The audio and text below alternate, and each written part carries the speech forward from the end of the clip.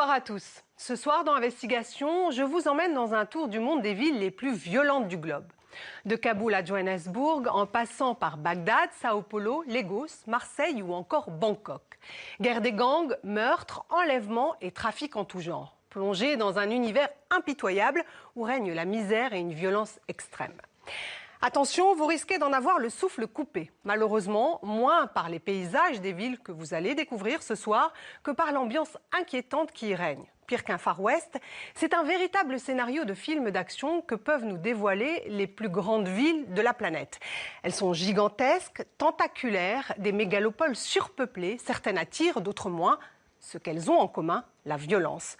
Sur les 4 continents, vous allez découvrir des populations qui luttent au quotidien pour leur survie et qui se débattent seules contre les gangs, la drogue et la pauvreté. Face à ces réalités, les femmes et les enfants sont les plus démunis.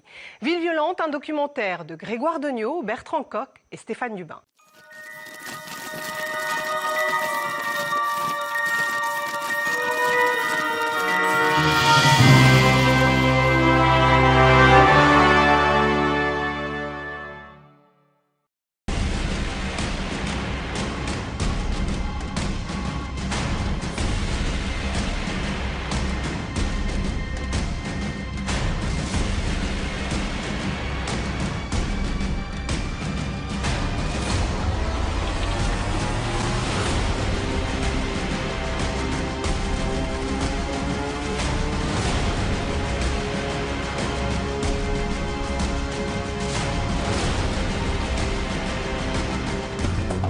Chihuahua a gagné un prix cette année, celui de la ville la plus violente du Mexique. 1 million d'habitants, pas un immeuble ou presque, des rues droites, des quartiers taillés au carré. Une ville à quelques kilomètres de la frontière américaine, en plein désert, écrasée par le soleil et la violence. Dans le quartier de Jardín del Oriente, un quartier pauvre, loin du centre-ville, c'est presque un week-end ordinaire. La police vient compter les morts.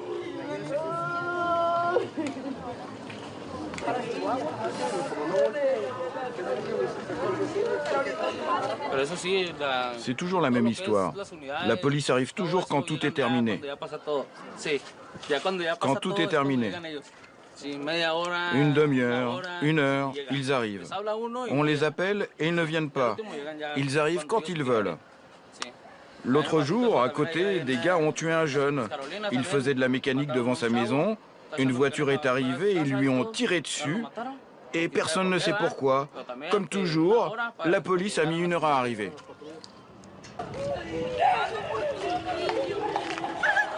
Autour de la maison, la famille d'une des victimes est en pleurs. Elle s'appelait Paola, elle n'avait que 16 ans. Elle vivait ici avec sa mère et son frère et avait certainement de mauvaises fréquentations. 4 morts, 4 jeunes exécutés à l'arme de guerre. Les tueurs n'ont pas hésité. À Chihuahua, pour quelques dollars, on peut trouver des assassins sans scrupules. Ici, on tire pour tuer.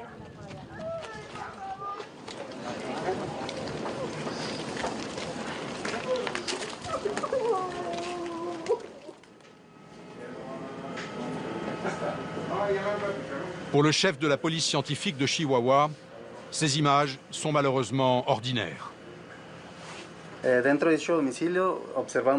En entrant dans la maison, on observe dans la première pièce sur le sol le corps d'une personne de sexe féminin en position ventrale.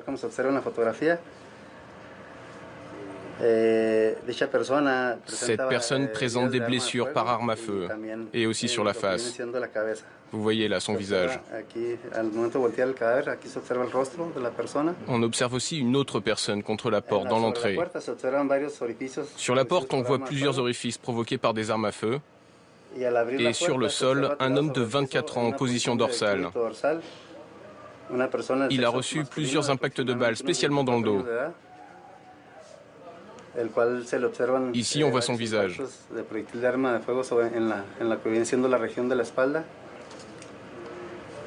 Selon nos dernières informations, cet homme est un ancien militaire. Por informes de ahí del personal de la policía, esta persona era un ex militar. On a aussi localisé un autre corps de sexe masculin en position latérale droite. Avec ce qu'on a vu sur place, oui, on peut dire que c'est une exécution, un règlement de compte. Ce groupe-là, ce sont tous des tueurs de flics. Et ils viennent juste d'être arrêtés. Nous avons démantelé une cellule appartenant au groupe de délinquants appelé La Ligne, qui était en train de suivre des éléments de la police afin de les exécuter. De droite à gauche, en premier, José Antonio Aquiler Mora, originaire de Chihuahua, alias El Fer, appartenant au groupe de La Ligne. Ses fonctions, chef de groupe. Il a travaillé comme officier de police au service des homicides de 2004 à 2008.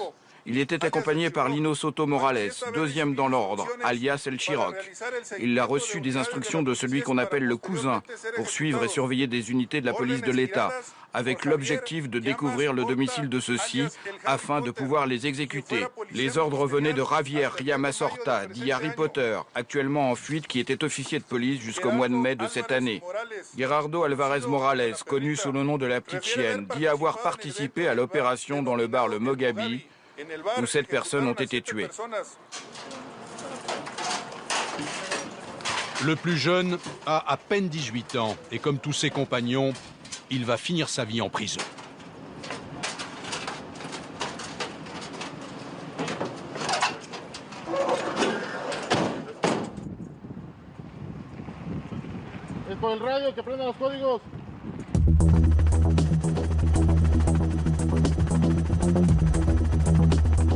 Et la voici, la prison de Chihuahua. Ultra moderne, ultra sécurisée. Les fouilles y sont permanentes. En un an, les gardiens ont récupéré 181 revolvers, 73 fusils mitrailleurs et 11 350 couteaux. Depuis qu'elle a ouvert il y a 2 ans, plus un prisonnier n'a réussi à s'échapper. Avant, ils étaient près de 500 à se faire la belle chaque année. Tout détenu franchissant cette ligne jaune est immédiatement abattu. Les prisonniers sont en uniforme. Dès qu'un gardien approche, ils doivent se plaquer contre un mur, main dans le dos et ne plus bouger. Pour la première fois, une caméra va pénétrer dans ce quartier de haute sécurité.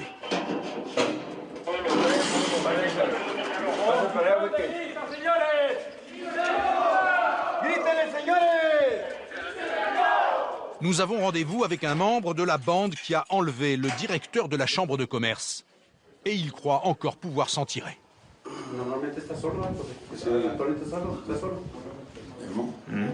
Et celui qui est à gauche, qui a fait les bonnes personnes, Ce qui s'est passé, un de mes beaux-frères était celui qui a monté le coup. Et au moment de la prise d'otage, ils m'ont demandé de participer. Et c'est pour ça qu'aujourd'hui je suis là, en attendant le jugement. C'était un coup pour gagner facilement de l'argent, non? Oui, bien sûr, on le fait pour gagner de l'argent. Pourquoi d'autre? Et c'est pour ça qu'ici, à Chihuahua, les enlèvements sont en vogue. Les enlèvements, ce n'était pas le rayon de José Enrique, alias El Wicked, le méchant, le féroce. Je suis le chef d'une bande du crime organisé. Le chef des Aztèques.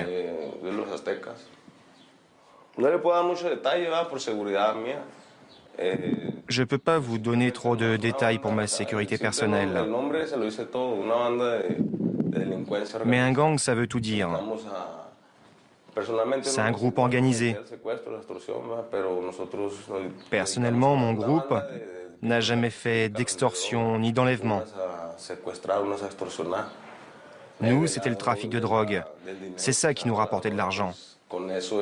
C'était l'économie de l'organisation. Les Aztèques, c'est le bras armé du cartel de Juarez.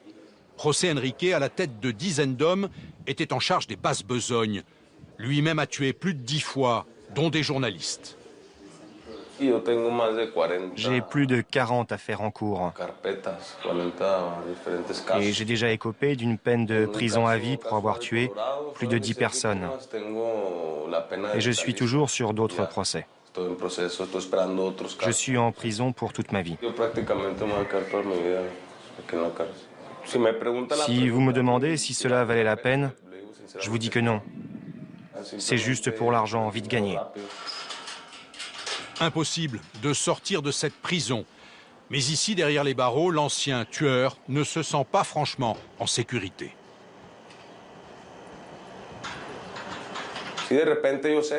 Je suis conscient qu'il y a d'autres bandes ici et qu'il peut m'arriver n'importe quoi.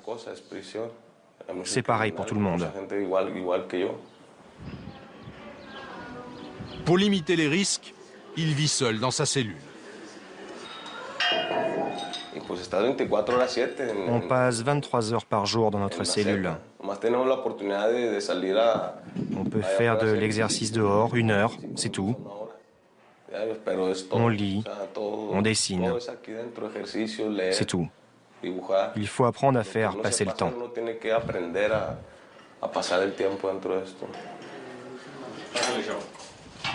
Les détenus n'ont pas de télévision, pas de radio, ni de journaux. Le lit est en béton, sans matelas. Toute la cellule est surveillée par une caméra 24 heures sur 24.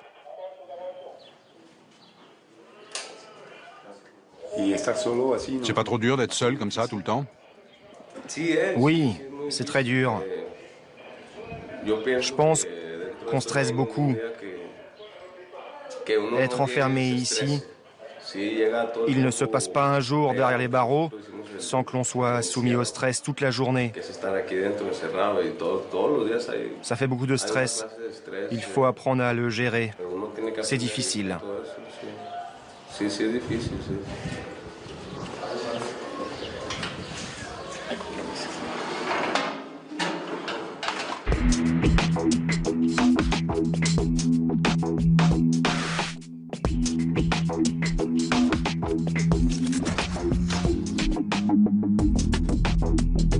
Sao Paulo, la plus grande ville du Brésil, 20 millions d'habitants, 43 millions avec la banlieue. Ici, les gangs contrôlent même les prisons. La police doit en permanence y faire des descentes. On a pensé à faire comme ça. Chaque bloc, très vite, on place 2 ou 3 agents. On place tous les détenus au centre pour qu'ils n'aient pas le temps de Ils s'échapper. sont enfermés? Non, ils circulent. Ceux qui sont dans le couloir vont dans la cour, et là on entre. Toi et Adriano, vous dites à ceux qui sont dans les couloirs de rejoindre la cour. Trop tard, ils nous ont vus. Vous sortez! Allez, allez les voleurs! Allez, allez! Allez, allez, allez! Sors, sors, sors! Baisse la tête! Allez, on baisse la tête! Allez, allez, allez! Sors de là, bordel, on baisse la tête! Allez, allez, vite! On se baisse, bordel! On se dépêche de sortir!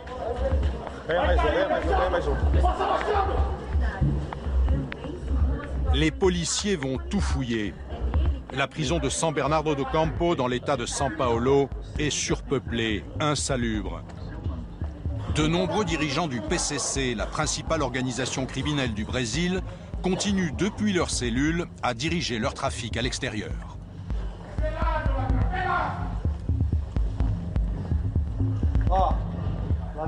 Les voleurs vont se tenir à carreau et il n'y aura pas d'embrouille. À la première plaisanterie, au premier cri, au premier « ou », vous allez morfler. C'est bon, c'est compris? Alors tout va bien se passer.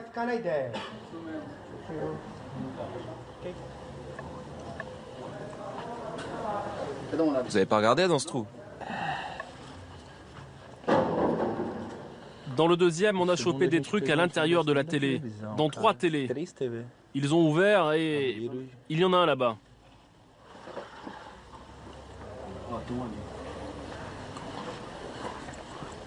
Ça communique avec l'autre cellule. Les policiers sont à la recherche de téléphones portables. Alors tous les prisonniers sont tenus de se déshabiller pour être intégralement fouillés.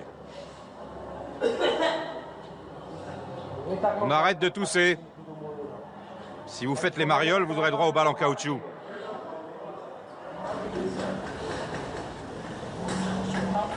Il y a quelque chose qui vibre. C'est ici. Il y en a un ici, regardez, un portable.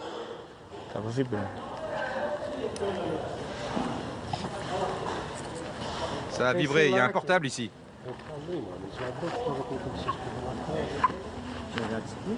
Continuez, ça vibre. Faites pas de bruit. Il y a... Il est là. Mets-toi là-bas, attrape le machin, vite. Le portable, bordel. Pas ici. Il n'y a pas de portable. Si, il y en a un. J'ai fait que mettre les habits dedans. Touche pas. Sors-le d'ici. Casse-toi. Laisse-nous chercher, ça vaut mieux. On a trouvé. Ouais, on a trouvé. T'étais pas au courant, voleur? Regarde s'il y a un appel manqué. Oui?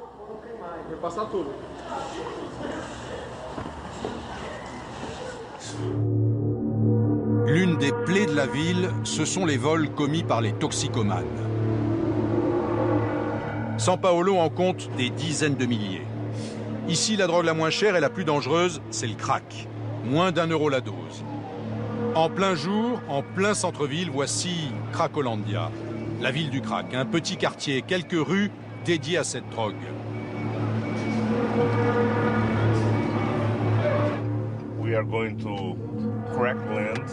Le pasteur Paulo Edouard a son église juste à côté. Il est l'un des seuls à s'occuper des drogués.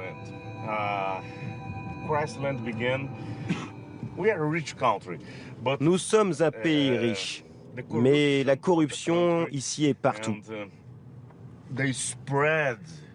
La manière dont se diffuse la richesse n'est pas bonne. Une toute petite partie de la population est extrêmement riche, mais la majorité de la population est pauvre. Et c'est le véritable problème au Brésil. Le gouvernement, les riches, tout le monde ferme les yeux sur cette réalité. On va à Crackland. Vous allez voir, cette rue est bondée de drogués au crack. Il y a aussi des dealers parmi eux.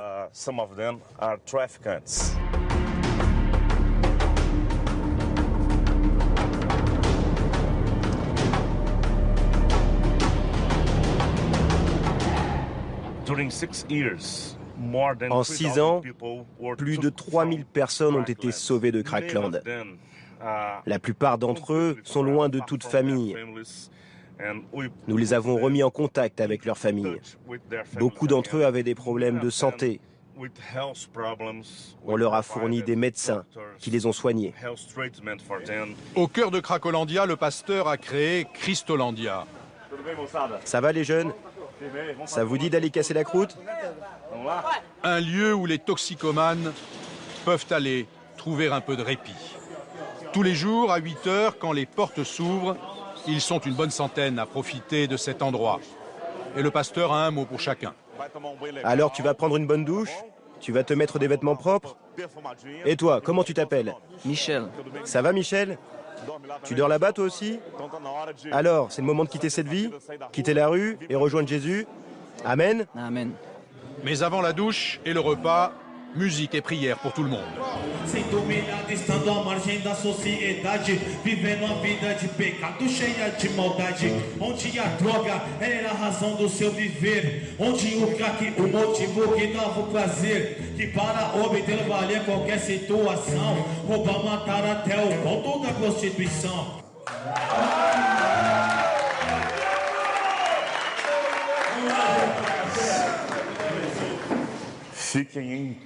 Soyez en paix. Vous savez qu'on est là pour vous aider. C'est pour ça que nous sommes ici.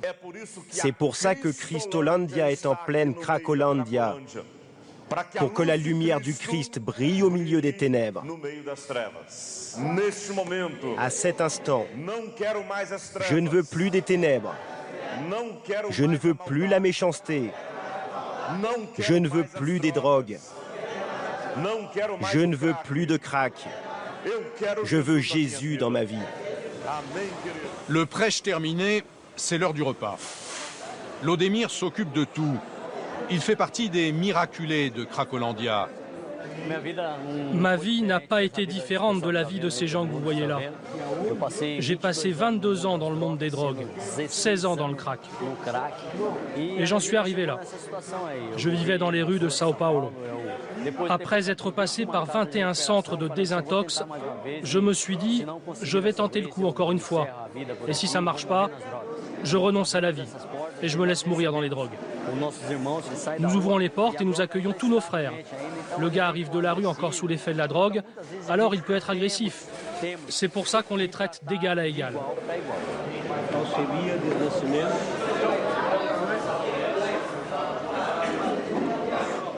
Mes drogues, c'était la poudre et la boisson. J'ai tout perdu. Mes papiers, ma famille. Ma mère ne veut plus me voir et mon père c'est pareil. J'ai 3 enfants. J'ai une fille qui est aveugle à cause du crack. Elle est née déficiente visuelle à cause de cette merde. Et même avec ça, j'arrive pas à arrêter de fumer cette saloperie. Rien qu'en prison, je suis resté pendant 10 ans. Alors tu peux t'imaginer ce que j'ai pu me faire, ou ce que j'ai pu faire aux autres.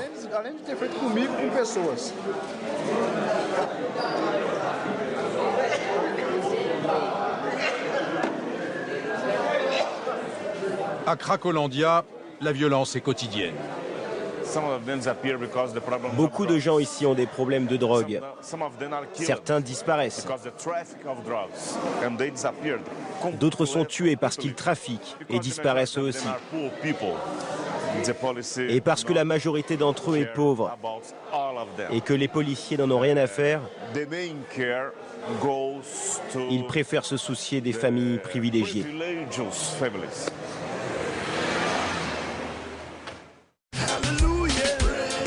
À Lagos, la mégapole nigériane, ce sont aussi les églises évangéliques qui tiennent le haut du pavé. Il y en a plusieurs centaines de milliers et toutes sont en concurrence. Bonjour. Bonjour. Bonjour. Tokumbo Odunsi a un passé chargé, mais ici personne n'est au courant. Le pasteur Ken dirige cette petite communauté. Changer la société, supprimer la drogue dans les rues, changer la situation des sans-emploi dans le pays est de la responsabilité des leaders. Si des gens honnêtes arrivent au pouvoir, si le gouvernement commence à être à l'écoute et responsable en supprimant la corruption, vous verrez que les choses commenceront à aller mieux dans notre société. Et quand le gouvernement montre au peuple qu'il dirige le pays en prenant ses responsabilités, les gens vont comprendre ce que fait le gouvernement. Ils vont s'intéresser à ce que fait le gouvernement. Et ce que nous faisons en ce moment dans les églises, c'est d'apprendre aux gens que peu importe si le gouvernement est bon ou non, il faut que nous soyons bons pour nous-mêmes, pas pour le gouvernement.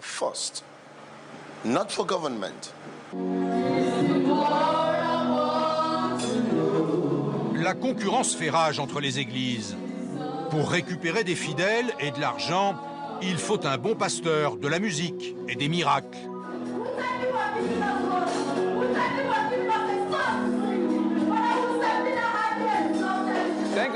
Merci de changer nos vies, merci de nous donner des guides. Merci à la Bible, merci d'avoir une nouvelle chance dans notre vie. Merci mon Dieu, merci Jésus, merci le roi des rois. Amen. Il est temps d'exprimer ce que vous avez en vous, de laisser sortir ce que vous portez. Laissez sortir ce que vous avez en vous. Exprimez ce que vous avez de bon en vous. Laissez sortir votre talent. Laissez sortir votre bonne attitude. Laissez sortir vos capacités. Ce sont les prêches du pasteur qui m'ont fait renaître. Maintenant, j'ai changé. Je mène une vie respectable avec ma femme et ma famille. Je ne suis plus recherché, arrêté. Plus de violence parce que Dieu vit en moi.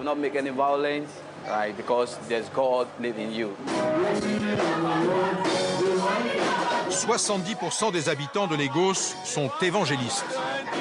Les pasteurs en sont persuadés, ils arriveront à stopper la violence grâce à leurs églises.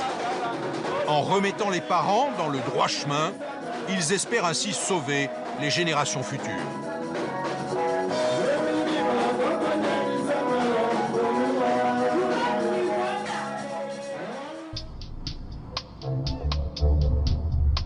Tokumbo sait qu'il doit rester discret pour ne pas retourner en prison. Faire comme si il avait une vie ordinaire. Mais il faut bien vivre. Difficile d'abandonner un bon business. En réalité, le nouveau paroissien est toujours dealer. Voici son bureau. Et voici ses clients. Salut mon ami, quoi de neuf? Ça va ma famille, bien, bien. Eh mon frère, la maison, ça va? Je suis en pleine forme. Eh, on est comme des jumeaux. Je te fais confiance. Allez, assieds-toi et apporte-nous à boire. C'est ici que je vis maintenant. Je suis dans la place. Il est avec nous. Il est avec nous. Ouais. C'est bon, on est en famille. Tu veux de l'herbe? Tokumbo commence la distribution. Allez, tiens, vas-y, prends de la coke. J'en ai encore un peu d'avant. Donne de la poudre à la jumelle. Tiens, la jumelle. Je veux la bonne poudre. Prends-en. Je veux la bonne... Toute la poudre. Je veux toute la poudre. Je veux la bonne poudre. Si elle n'est pas bonne, je la change. Lagos est devenue la capitale africaine de la drogue. On trouve de tout. Et les clients sont exigeants. Toute la poudre. Je veux toute la poudre. Si elle n'est pas bonne, je te la change. Toute la poudre. Ce sont vos amis? Oui, ce sont mes amis. Ouais, c'est mes potes. Ouais. C'est mes potes, je veux la bonne poudre.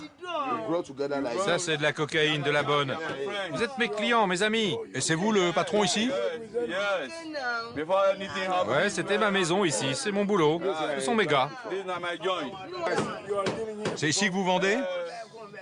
Juste fumer au vent. Je veux la bonne poudre, toute la poudre. La cocaïne est très chère maintenant. Par exemple, pour 100 grammes, c'est 250 €. Ouais, c'est très cher. Cher pour le Nigeria, mais 20 fois moins cher qu'en France. Tout à coup, l'ambiance se gâte. C'est quoi ce bordel? On va lui prendre sa caméra. Non, c'est moi le boss ici. Tu parles pas, hein? Mais ça va. Tu parles pas comme ça, toi. Assieds-toi.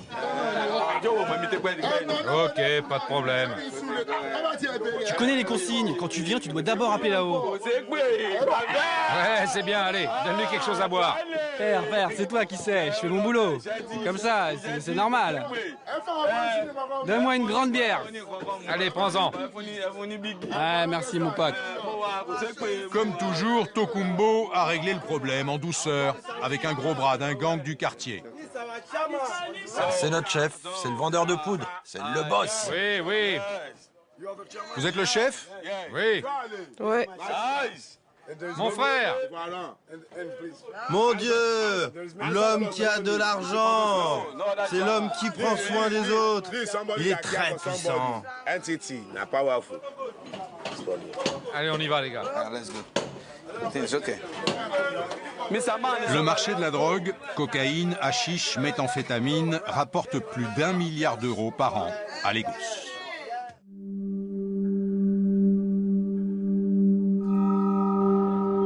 Le jour se lève sur Kaboul. Des gamins jouent au foot. Autour du stade, pas de spectateurs, mais des centaines de drogués étalés sur les marches. C'est leur unique refuge. Ils sont tous addicts à l'héroïne, la malédiction afghane. Rien qu'à Kaboul, ils sont plusieurs dizaines de milliers livrés à eux-mêmes.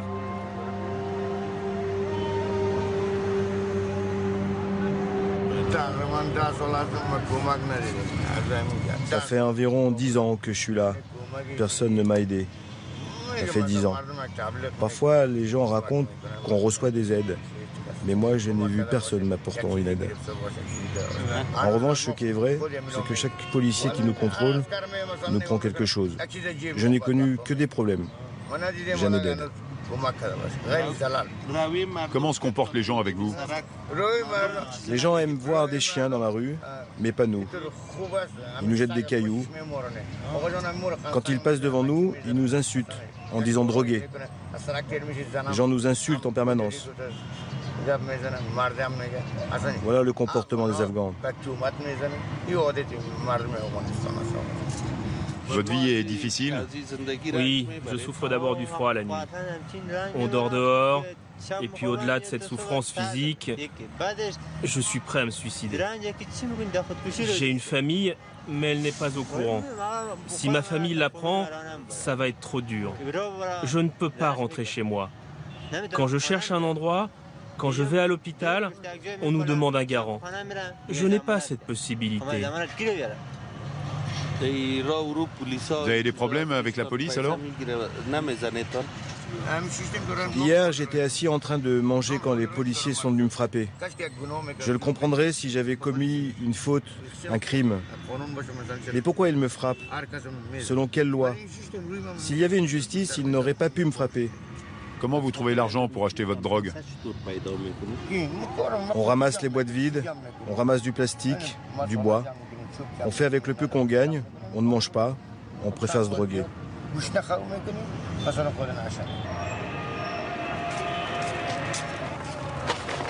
Depuis que les Américains et leurs alliés sont en Afghanistan, la culture du pavot a plus que doublé, atteignant 300 000 hectares cultivés. Son trafic profite à tout le monde. Tous les ans, 150 milliards de doses d'héroïne sont produites ici et 80% partent à l'étranger. C'est dans cette rue de Kaboul, au milieu de la circulation et des enfants, que le plus gros du trafic local se fait. En plein jour, même les épiceries vendent de la drogue.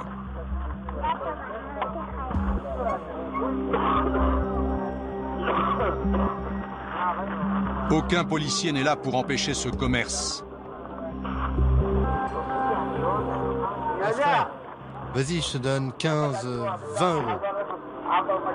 Notre caméra n'est pas la bienvenue.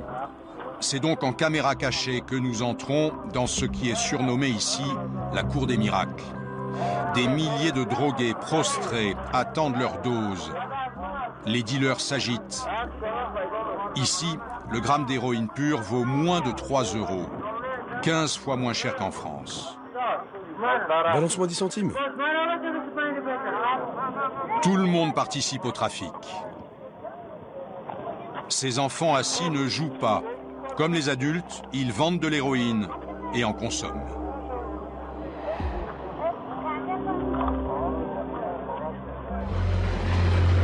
Kaboul vit aussi dans la peur de l'attentat. Il ne se passe pas une semaine sans que les talibans n'infiltrent la capitale, comme ici, à proximité de l'aéroport. Pour l'instant, ils sont tenus en échec, mais chaque fois, il y a des morts. Cet homme vient de perdre son fils âgé d'à peine 10 ans.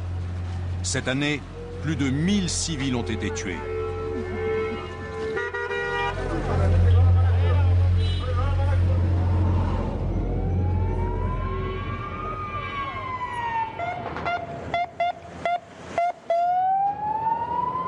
Les talibans visaient une caserne américaine du centre-ville et rien n'a pu les arrêter.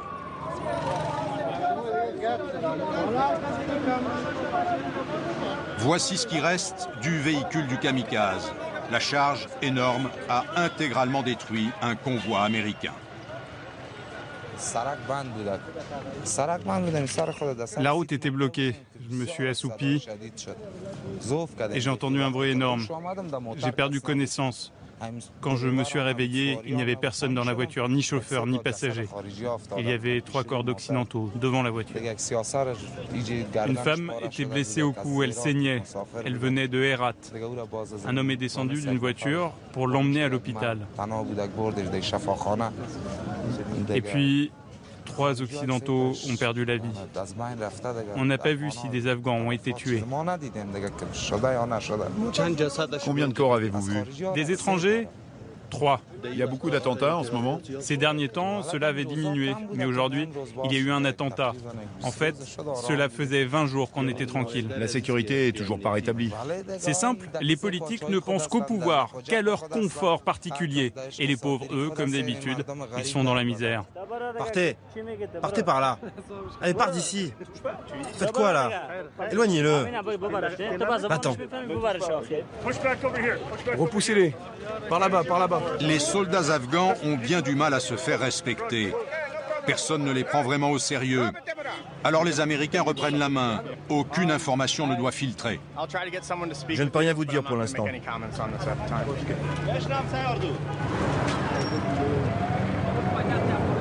Ici à Kaboul, aujourd'hui vers 8h10, sur un boulevard très fréquenté, des soldats de l'OTAN ont été tués. Le bilan est lourd, 3 morts et 17 blessés. Rapidement, tout est nettoyé. Il ne faut surtout pas montrer au reste du monde qu'ici, la guerre continue.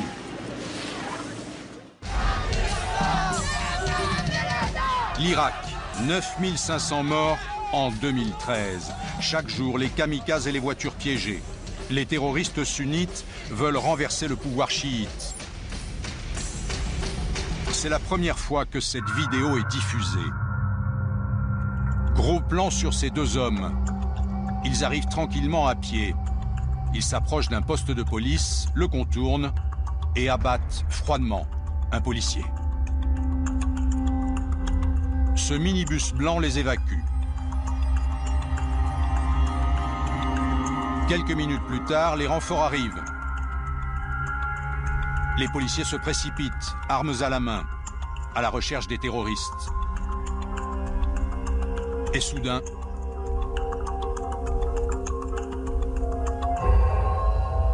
un colis piégé.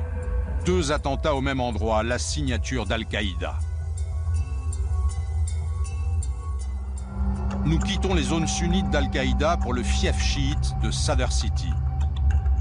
Les chiites représentent 60% de la population. Sur ce marché, en septembre dernier, un attentat a fait 150 morts et 200 blessés. Parmi eux, Ali. Il a perdu 7 de ses amis. Quand je me suis approché de la tente, la première bombe a explosé. L'explosion a tout détruit. Avec d'autres personnes, j'ai couru vers la tente pour évacuer les blessés. Et c'est à ce moment-là que la 2e bombe a explosé. Un passant filme la 2e explosion.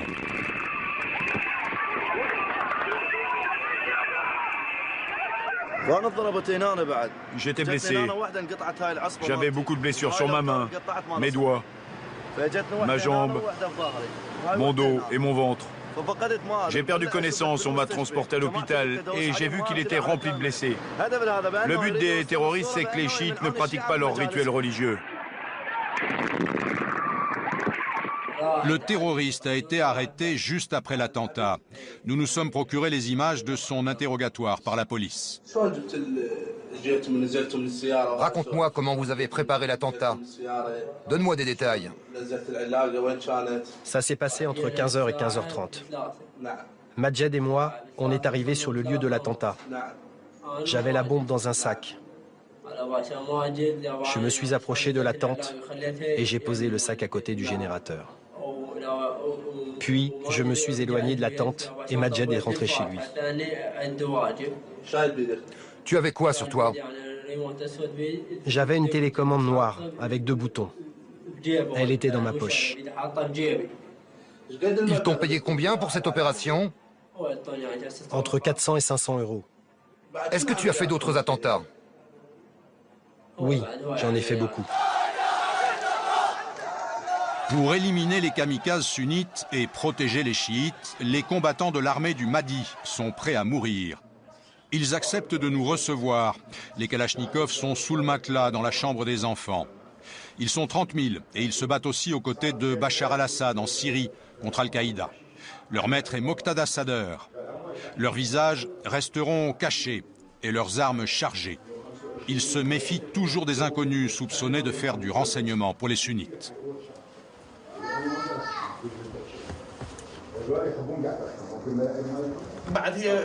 Quand la situation exige l'utilisation de nos armes, on les utilise. Par exemple, quand on arrête un terroriste et qu'il nous tire dessus. Il arrive aussi qu'on remette les suspects aux forces de l'ordre. Et quand un terroriste résiste à l'arrestation? Si un terroriste résiste à l'arrestation, on utilise nos armes, on lui tire dessus. C'est légal. Il est terroriste, il ne mérite pas de vivre parmi nous. En plus, les policiers ne sont pas efficaces. Ils sont corrompus. Par exemple, le terroriste qui a fait le dernier attentat chez nous, à Sadr City, il a dit qu'il avait facilement traversé les barrages de police avec sa voiture piégée après avoir donné de l'argent aux policiers. Sous leur contrôle, nous sommes escortés jusqu'à la sortie de Sadr City. Le lendemain, nous retrouvons Hammer qui prépare l'Ashura, la grande fête chiite.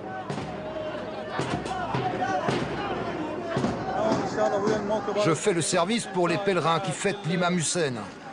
Je distribue des gâteaux et du thé. Tout est gratuit et ça va durer 30 jours, jusqu'au pèlerinage sur le tombeau d'Hussein.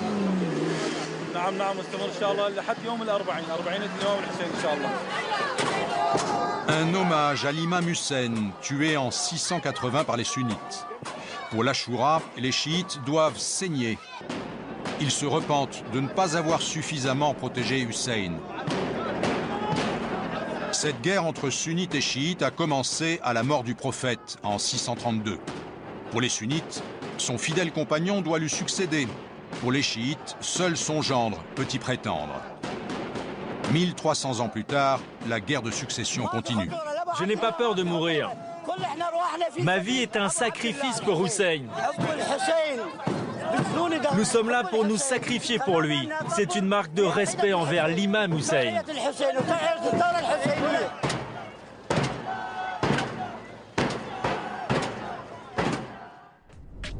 Johannesburg, l'une des villes les plus violentes au monde. Dans les townships, les bidonvilles qui s'étendent sur des kilomètres, on dénombre 20 meurtres par jour. Le township le plus dangereux de Johannesburg, c'est Diepslot, 16 meurtres par mois.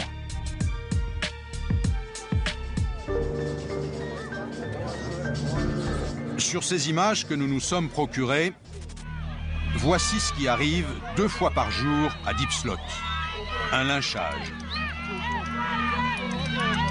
L'homme en rose est accusé de vol. Il est lynché par la foule, ivre de vengeance, car terrifié par les gangs.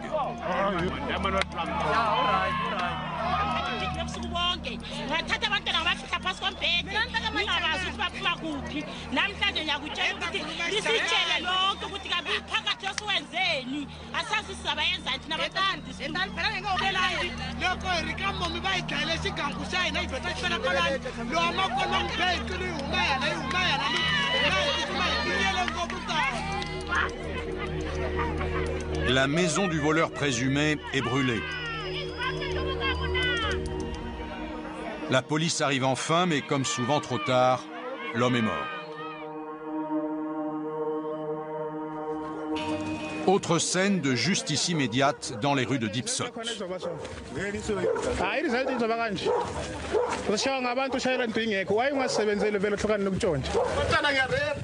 Violence et humiliation. Les justiciers obligent le voleur présumé à chanter.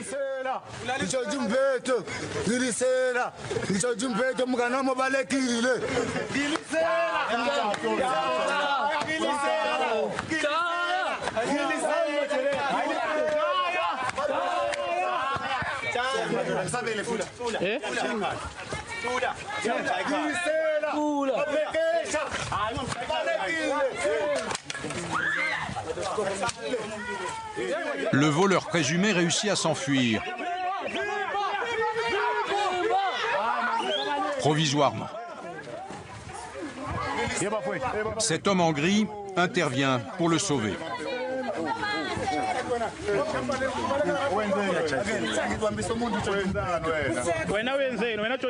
Cette fois, la police arrive à temps. C'est son jour de chance. Il échappe de peu à une mort certaine.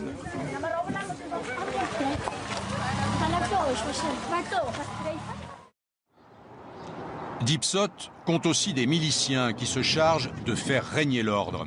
Christopher est l'un de leurs chefs.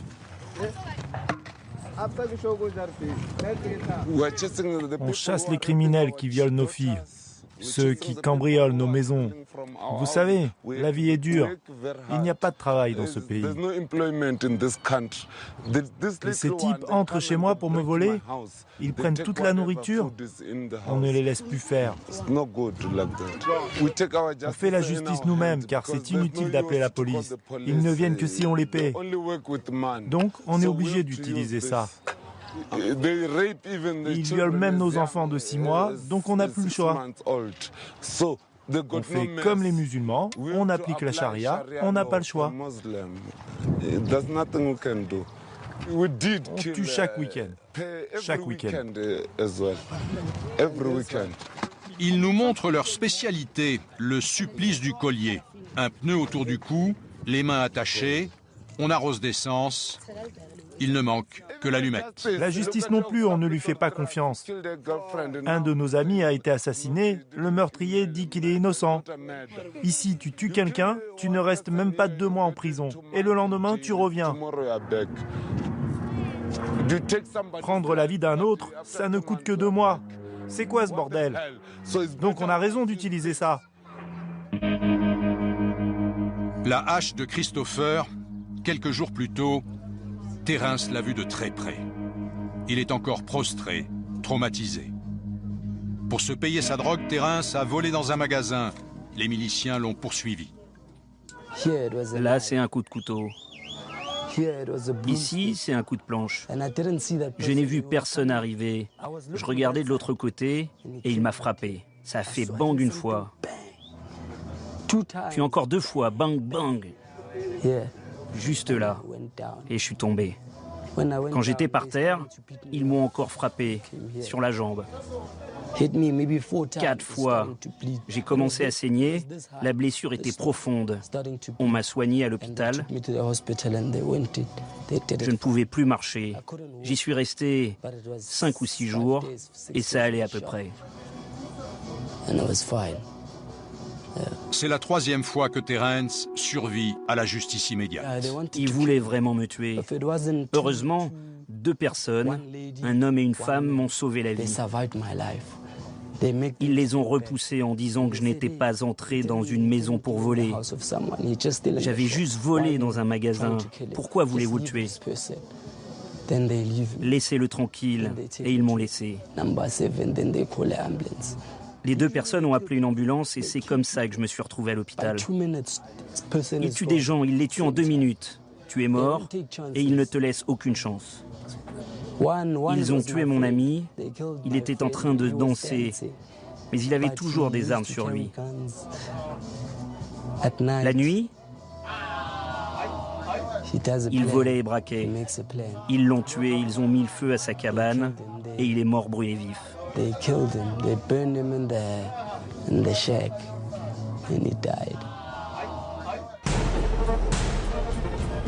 Port-au-Prince, Haïti. Accrochés au versant des collines, les baraques des quartiers de Canapé-Vert et de Bourdon. À Port-au-Prince, c'est dans le bas de la ville que la criminalité est la plus forte. 700 meurtres en 2013. Tout près de la mer, voici le plus grand bidonville, Cité Soleil. Le nom fait rêver, mais les 700 000 personnes qui s'y entassent vivent une autre réalité, la guerre des gangs. Aujourd'hui, des tirs viennent de retentir à quelques mètres du commissariat de Cité Soleil. Voici l'hôpital Drouillard, géré par l'ONG Médecins sans frontières. On y accède en tap-tap, faisant office d'ambulance. À croire que c'est un havre de paix. Et pourtant la violence est présente au quotidien à l'hôpital. Il suffit de pousser la porte des soins intensifs pour s'en rendre compte. Le docteur Pierre Wagner y travaille depuis 9 ans. Ses patients ont souvent le même profil. Comment est l'activité ce matin? Généralement, les cas qui rentrent ici, ce sont des cas qui sont venus du bloc opératoire suite à une intervention chirurgicale. Ces patients souffrent des traumatologies de type d'agression physique, des blessures par balle. Tous sont jeunes, comme cet homme arrivé il y a 3 jours. Son pronostic vital est engagé. Le traumatisme hépatique est très important, donc la cytolyse depuis 500-600, mais il n'est pas sorti de là. Lui non plus ne sait pas s'il s'en sortira. Il s'accroche à la vie depuis 6 mois à Drouillard. Il a reçu plusieurs balles et il a eu multiples lésions au niveau de l'abdomen. Hier, il a subi une intervention chirurgicale majeure encore. C'est sa 7e intervention. À présent, aujourd'hui, l'évolution est satisfaisante. Si cela se confirme, alors il sera un miraculé. Ça va? Au même moment, au bloc opératoire, l'équipe chirurgicale prend en charge une femme gravement brûlée. Avec les blessures par balle, le traitement des brûlures est l'activité principale pour les chirurgiens d'MSF. Cette femme va subir une greffe de peau. Drouillard est le seul hôpital à pouvoir réaliser de telles interventions en Haïti.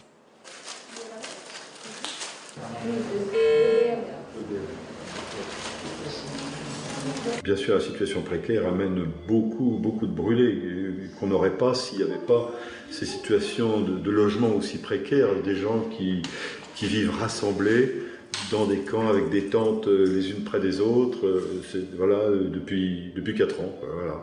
J'ai eu personnellement le cas d'une fillette de 6 ans qui est arrivée brûlée à 94% et qui est décédée bien sûr dans les heures qui ont suivi. Et sa maman nous expliquait qu'elle habitait dans une tente, comme ça, avec sa fille, qui était la seule survivante avec elle du tremblement de terre. Il avait perdu d'autres enfants dans le tremblement de terre, et là, c'était son dernier enfant.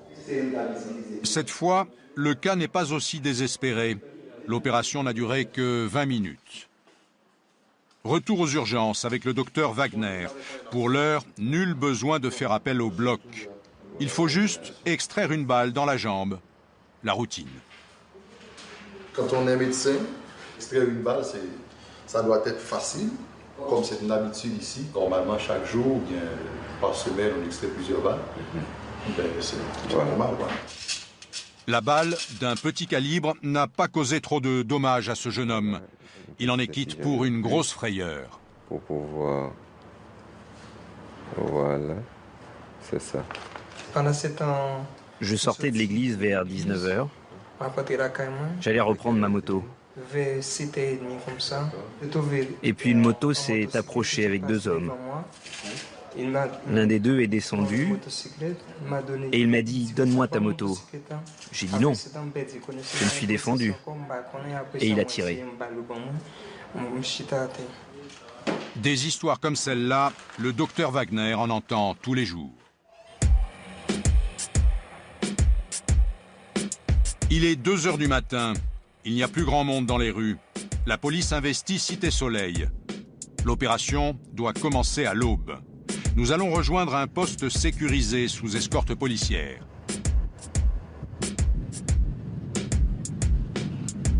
Le point de départ de l'intervention est une base commune à la police haïtienne et au casque bleu de l'ONU. 130 hommes vont y participer. C'est une opération de ratissage dans 2 zones de Cité Soleil, à savoir Belekou et Brooklyn.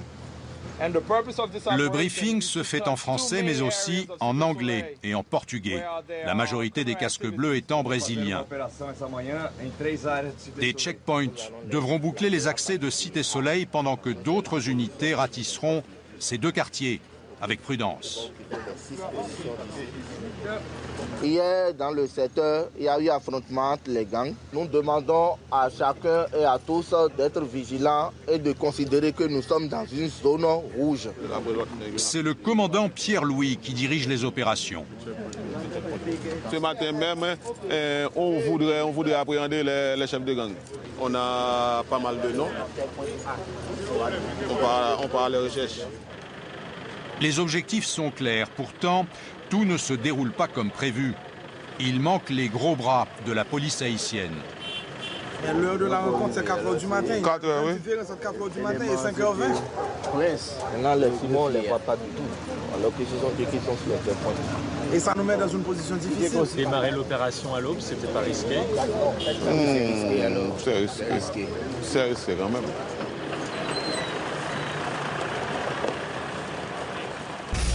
Le jour se lève lorsque toutes les unités sont enfin au complet. Il est 6 heures, l'opération est lancée. Mais à Cité Soleil, on est debout depuis longtemps. Et apparemment, la police est attendue.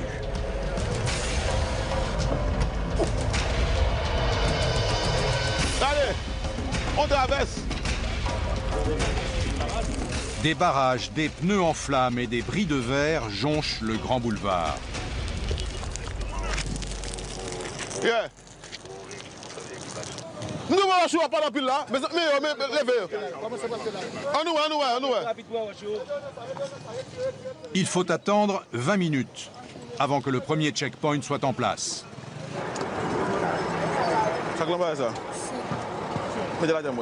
Tout le monde doit subir la fouille pour rentrer ou sortir du quartier.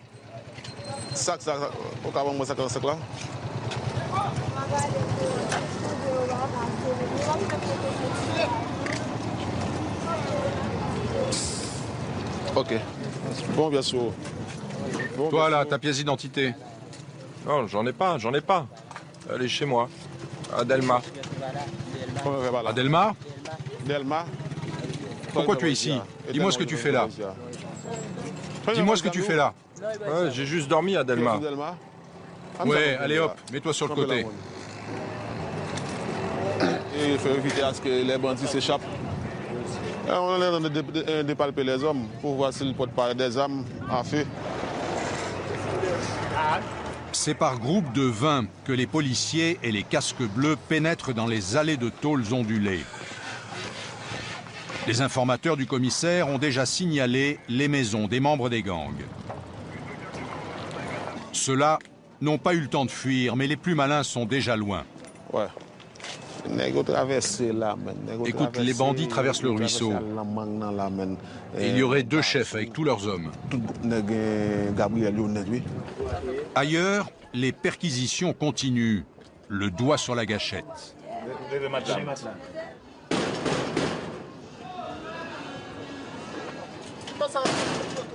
Ici, une femme est enfermée, des hommes armés pourraient la séquestrer.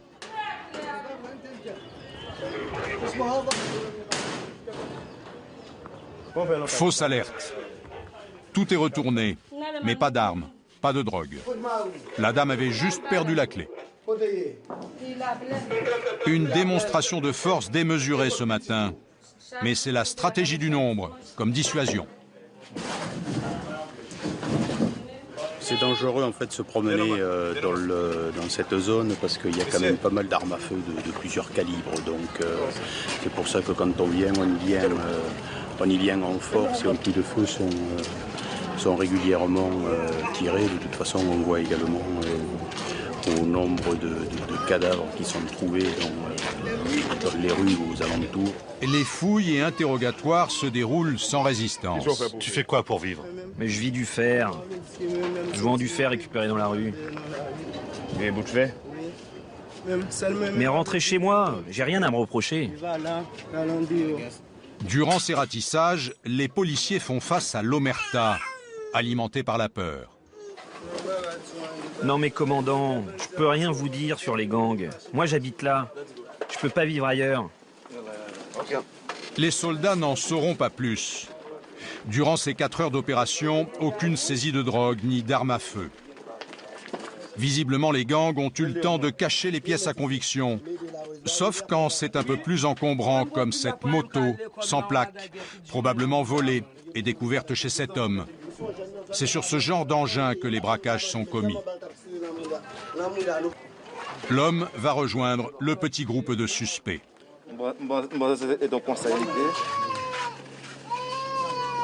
Ok.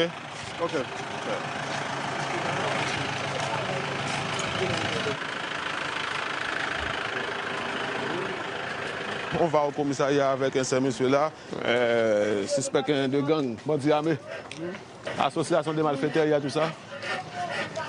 Je vais vérifier dans la liste. La tenaille imaginée par le commandant Pierre-Louis pourrait avoir porté ses fruits. Tous sont conduits au commissariat de Cité-Soleil. Avant midi, ils sont déjà 22 interpellés. Parmi eux, beaucoup de petites mains dans cette guerre des gangs. T'habites où? À Soleil 19. Et toi, t'as quel âge? Tous ont moins de 25 ans.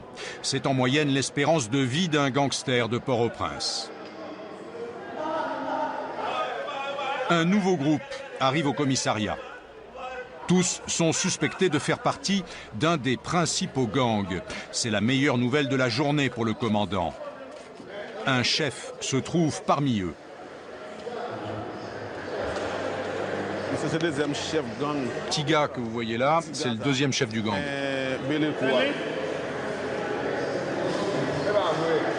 Quel âge as-tu? 16 ans. 16 ans? C'est le deuxième chef. C'est lui qui est juste derrière Escar. Ouais, c'est moi, Tiga. Ouais, c'est un criminel. Il est très cruel. Très cruel. Bandit, deuxième chef. Ouais. Tiga a déjà fait de la prison pour enlèvement. Mais cette fois, il est soupçonné d'un meurtre ou bien d'en être le commanditaire. Des bandits notoires. Parmi les 35 appréhendés qui sont ici là. On a déjà identifié 16 parmi eux. On va faire appel à nos informateurs là, juste pour pouvoir identifier les auteurs qui sont ici présents.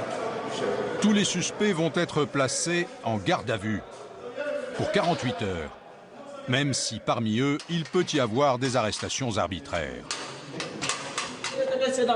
Mais c'est n'importe quoi. Moi, je travaille pour l'État, dans les travaux publics. On part travailler, vous nous emprisonnez. Mais pour beaucoup, comme Tiga, cette garde à vue est la première étape avant la case prison.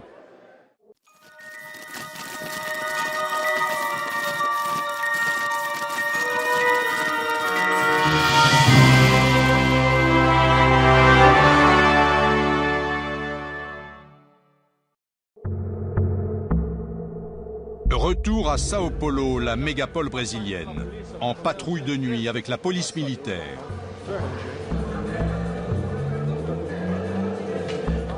Le territoire du lieutenant Farina est immense, grand comme Paris.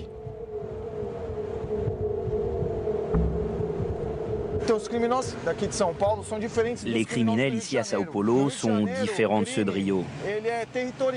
À Rio, le crime est territorial. Il domine une région, il s'y installe en y créant des quartiers généraux où les forces de sécurité ont du mal à entrer. Ici, à Sao Paulo, les criminels n'habitent pas tous dans les favelas.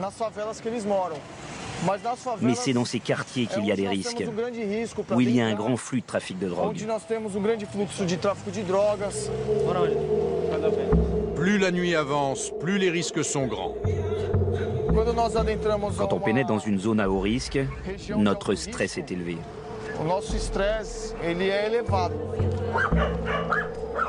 Pas de show à l'américaine. C'est discrètement et seulement accompagné de son adjoint que le lieutenant Farina s'enfonce dans les ruelles. Regarde les gars en train de courir là-bas. T'as vu les gars?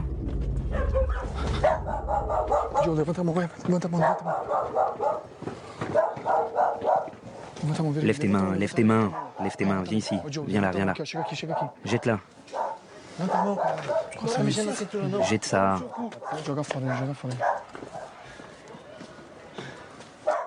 Où est-ce que tu habites? Ne t'appuie pas au mur, là. Ne t'appuie pas au mur, les mains en arrière, écarte les jambes. J'habite la rue au-dessus, monsieur. Mon cul, oui. Qu'est-ce que t'es venu chercher ici? De la poudre? Non, j'allais... Dis la vérité, qu'est-ce que t'es venu chercher? De la poudre ou du crack? Je ne prends pas de crack, monsieur. Seulement de la poudre? Tu allais juste te faire une dose? Et tu as dit réel sur toi? J'en ai pas, monsieur. Lève ton t-shirt, lève ton t-shirt. Viens, viens, viens. T'habites où? Là-bas. Vas-y, vas-y. Tu peux remarquer que le mouvement ici est incessant. Il y a beaucoup de monde qui passe. Il y a des types qui disent qu'ils habitent ici, mais ils sont venus acheter. Mais comme notre présence a déjà été repérée par les dealers, du coup les types se sont probablement déjà cassés. Ils nous ont vus entrer au moment où on descendait les escaliers. Tu as déjà été arrêté? Oui, monsieur. Pourquoi? Vol à main armée. Combien de fois? Une seule fois. Viens par ici, recule un peu. Qu'est-ce que t'as volé? Une voiture. Quand?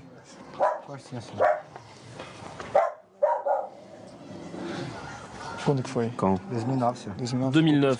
Tu as pris combien? Jusqu'en 2011. T'as tes papiers? Non. Il a été arrêté pour vol et il est allé dans une prison du PCC, enfin contrôlée par le PCC. Donc ici, c'est probablement une favela du PCC, parce que s'il est ici, c'est parce que c'est au PCC. Seul ce garçon fera l'objet d'une vérification d'identité. Le lieutenant espère en faire un indique. Les autres ne l'intéressent pas. Allez, cassez-vous tout le monde là. Allez, descendez, descendez. Allez, tout le monde là, on descend. C'est fini, conneries.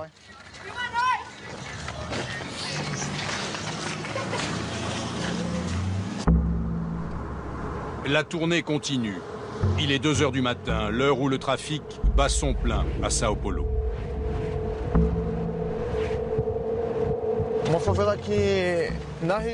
Ici, c'est une favela où il y a beaucoup de mouvements. Beaucoup d'argent et beaucoup de drogue. Ça fonctionne 24 heures sur 24.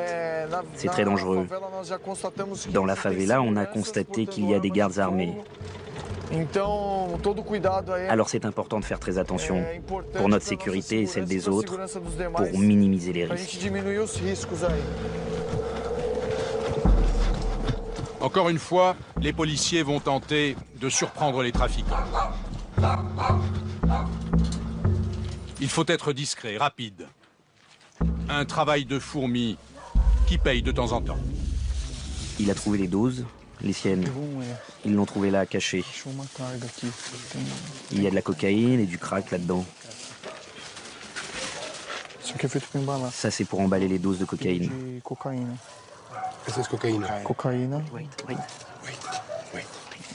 C'est par l'eau. C'est fermé, il fractionne.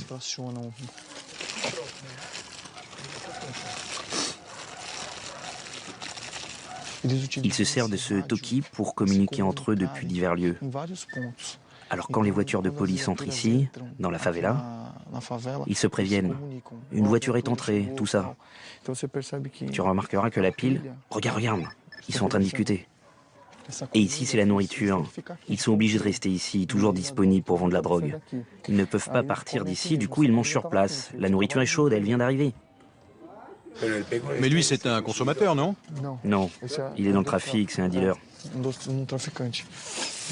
Ça doit faire dans les 500 € ici. Ils vendent ça en 1 heure maxi. Et puis ils renouvellent le stock. Ce point de vente, il fait circuler plus de 10 000 € par jour, voire beaucoup plus. Ça peut aller jusqu'à 16 500 € par jour. C'est un point de vente d'au moins 330 000 € par mois.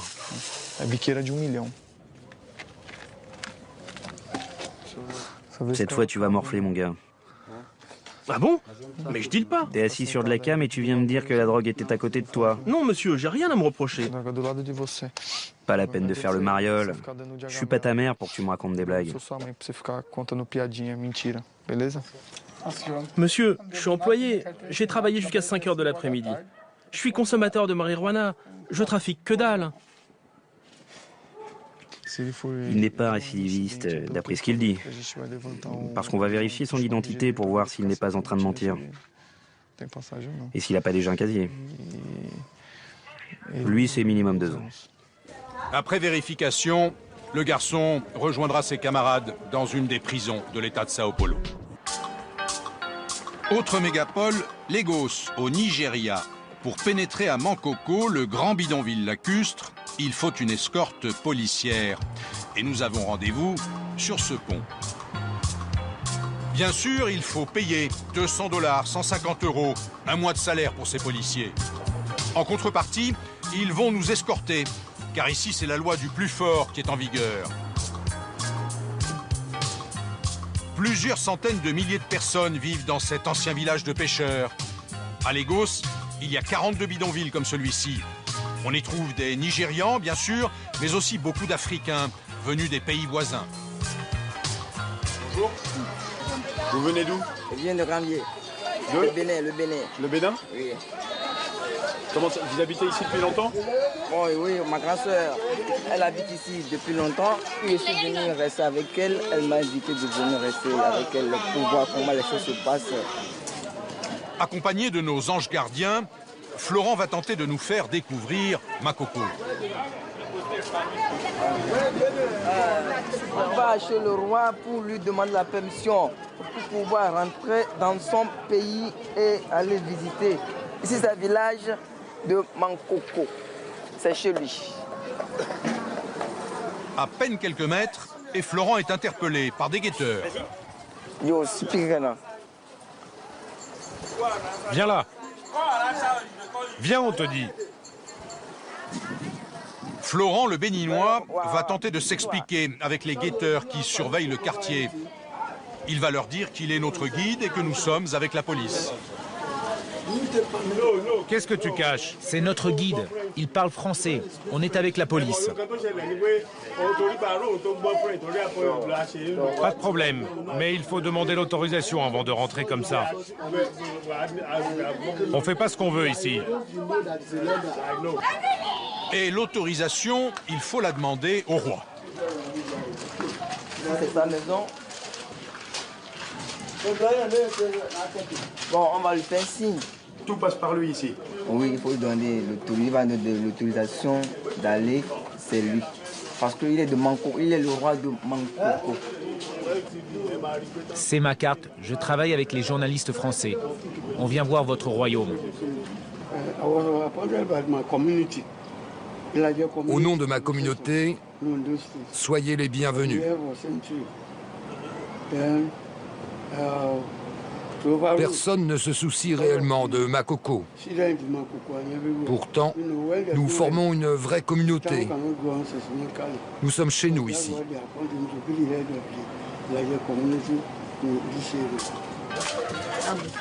Les autorités de Lagos ont prévu de détruire ces cabanes pour construire une marina. Mais ça attendra. Vous voyez ces bâtiments que nous voyons autour de nous, ce sont des bâtiments qui ont été loués. Vous voyez? Tous ces taudis sont loués aux plus pauvres par des propriétaires sans scrupules. C'est quand il y a la pluie, on met les plastiques pour que l'eau coule dedans.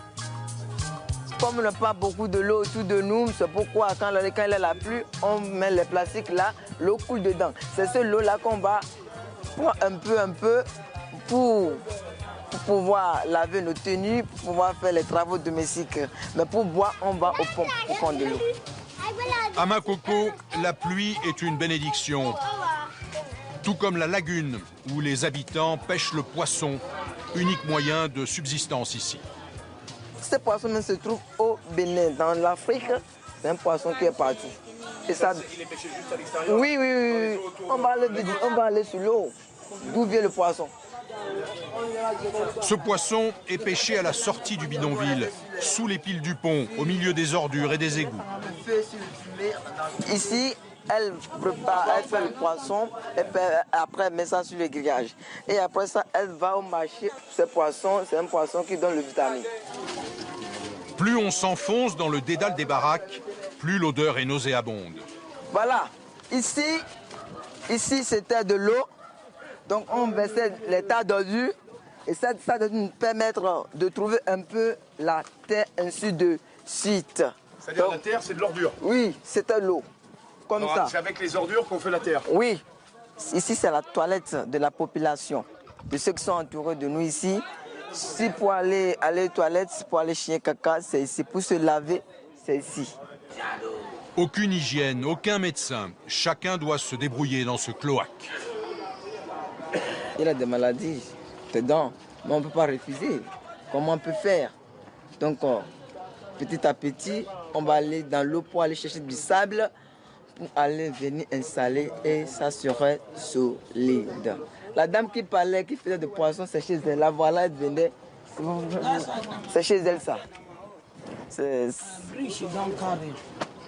comme ça. Elle dort dedans. Voici son enfant.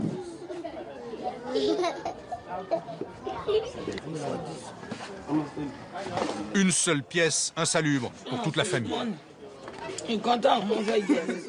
Venez voir. Voilà, c'est ça qu'on mange. De l'eau avec des carcasses de crabes.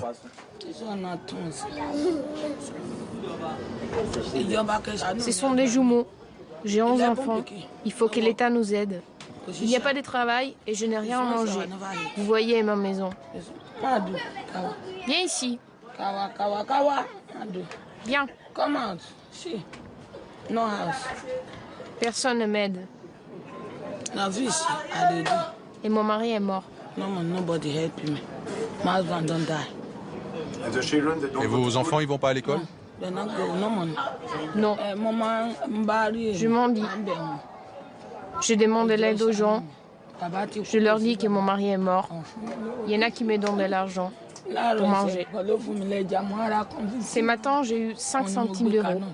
De quoi faire cette soupe.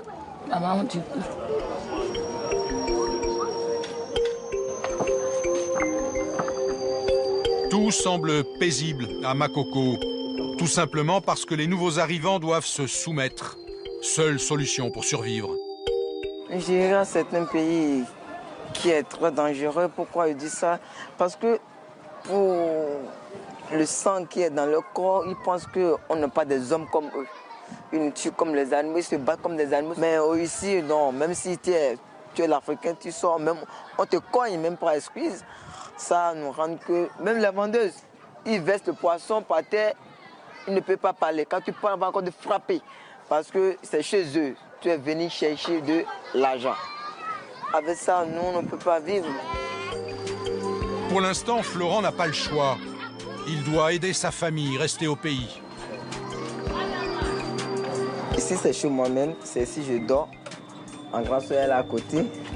Voilà l'installation que vous pouvez visiter à l'intérieur.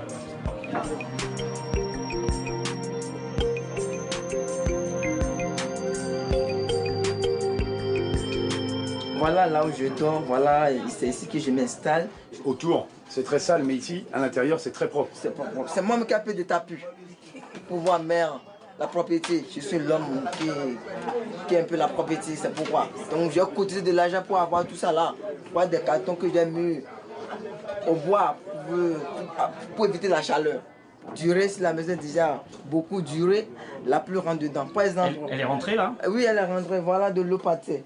Par la fenêtre qui est un peu fendue, la pluie est rentrée. Ouais, de l'eau coulée déjà rentrée dans ma chambre. Parce que c'est pas facile. Pour avoir la facile, il faut d'abord avoir de l'argent pour bien construire d'abord. Et les conditions, c'est difficile ici? Mais c'est difficile pour trouver de l'argent. À moins que tu travailles dans l'État, là ça va mieux pour toi. Maintenant je suis du Bénin. Si ça ne va pas, je vais retourner là-bas. Pour sortir, c'est les photos qui me permettent de regarder quand je suis en souci de ma famille. Vous voyez? Donc, voilà mes documents que j'avais utilisés au moment que j'étais sur les bancs. Voilà les photos de la famille. Donc, voilà la famille avec mon papa. On a fait la photo comme un souvenir. Tout ça, c'est pour se rappeler du pays? Oui. C'est les souvenirs que j'ai gardés pour arriver dans l'autre pays. Pour que je trouve la paix aussi autour de moi. Makoko, c'est la face cachée de Lagos, son côté sombre. los unos a los otros. À Kaboul, bien des enfants travaillent déjà comme des adultes. Chaque matin, Voici-voilà se lève à l'aube. Il a 10 ans. Mais quand il sort de chez lui, ce n'est pas pour aller à l'école. Hé, ça coûte combien le sac de patates? Tous les matins, tu vas au marché? Oui. Aussitôt? Oui. À quelle heure tu pars de chez toi? À 7 heures. Voici-voilà se rend au marché. Pas pour acheter, mais pour vendre. Dans Kaboul, il y a des centaines de marchés. Il faut nourrir des millions d'habitants. Avoir un bon emplacement se paye cher. Mafia locale et policiers se partagent le gâteau. Et Voici-voilà n'y peut rien.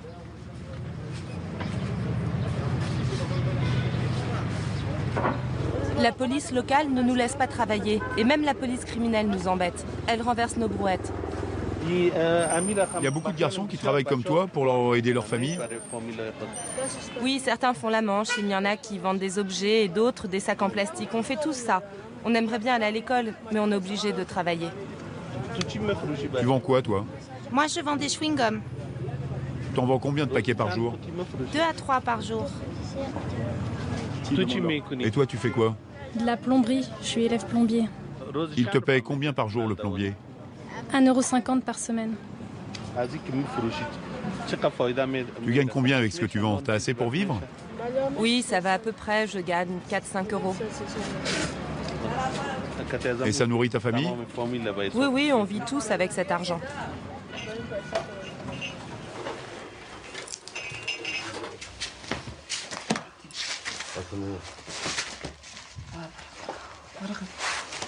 Voici-voilà n'a plus de papa. Alors c'est lui qui fait vivre toute sa famille. Pour les repas, avec ce qu'il gagne, souvent, il y a juste du thé et un peu de pain. Je suis obligée de travailler. Si je ne travaille pas, on n'aura pas à manger. Grâce à mon travail, on peut s'acheter du pain, c'est tout. Nous n'avons pas assez de bois pour cuisiner. Je fais difficilement à manger. Ça fait de la fumée. C'est difficile, que ce soit pour la nourriture ou pour les vêtements. On a besoin de plein de choses. Il y a des maladies. C'est ça notre problème.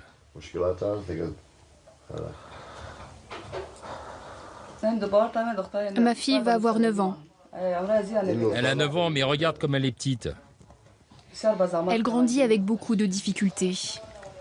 On a beaucoup souffert avec elle. Alors c'est toi qui t'occupes de toute la famille? Oui, mon grand-père est vieux, c'est une barbe blanche. Ce pauvre a mal aux jambes. Il se lève avec difficulté. Nous sommes 6 dans la famille. Je travaille, mais l'argent que je gagne ne suffit pas. Ça veut dire que tu ne vas plus jamais à l'école? Non, il ne peut plus à cause de la pauvreté. On ne peut pas payer, alors il n'a pas le droit de passer les examens. Mon mari est mort. Comment peut-on faire? On est bien obligé. Je suis fière de lui. On n'a pas le choix. Ça me rend triste. J'en souffre.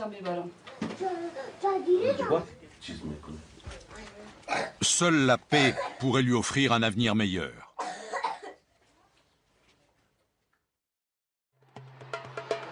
Quartier de Lat Krabang, à Bangkok. Yasmine est l'avant-dernière d'une famille de 18 enfants. Une famille nombreuse et apparemment épanouie, mais qui cultive une différence, la boxe. Yasmine et ses frères et sœurs sont des boxeurs professionnels, des enfants boxeurs.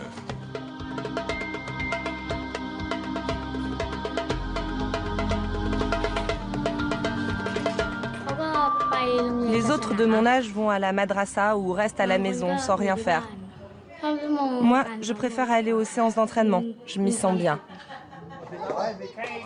2 heures d'entraînement tous les matins, 3 heures tous les soirs, 10 kilomètres de course à pied, une centaine de pompes. Le quotidien de ces gamins ressemble à une vie de gladiateur. Bras tendus! Garde bien l'équilibre. C'est bien. Droite, descends un peu. 1, 2, 3, continue. Baisse ta tête. Baisse ta tête. Baisse à fond, à fond, à fond. Coup de pied droit sur mon ventre. Droite. Droite. Lève les pieds et 2 coups à la fois. Droite. Droite. Droite.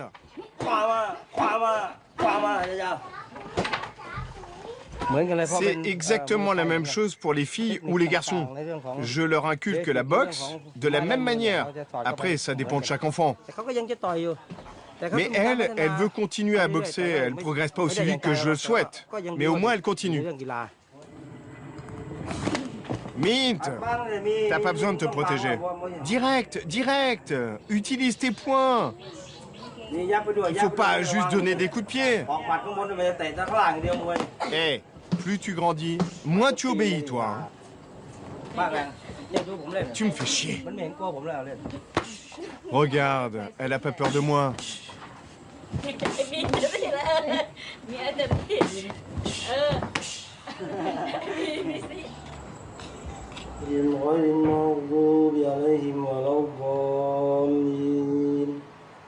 Ici, à Lat Krabang, la majorité des habitants sont musulmans.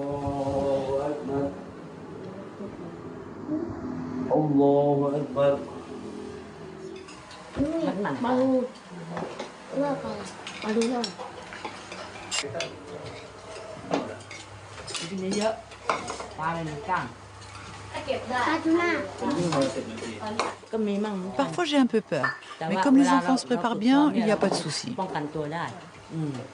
Toi, tu as déjà pris un KO, mais qui d'autre parmi vous? Levez les mains.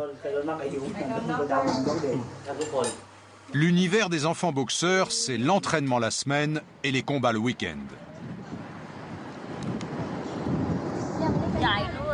Ça m'a l'air abandonné ici. C'est tellement grand.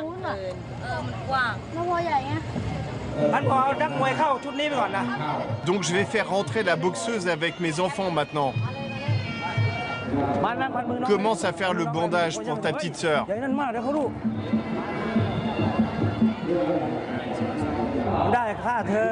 Au début, c'était pour juste faire du sport. Et puis après, on est passé au combat, à la compétition. L'argent sert pour les frais scolaires, leur uniforme.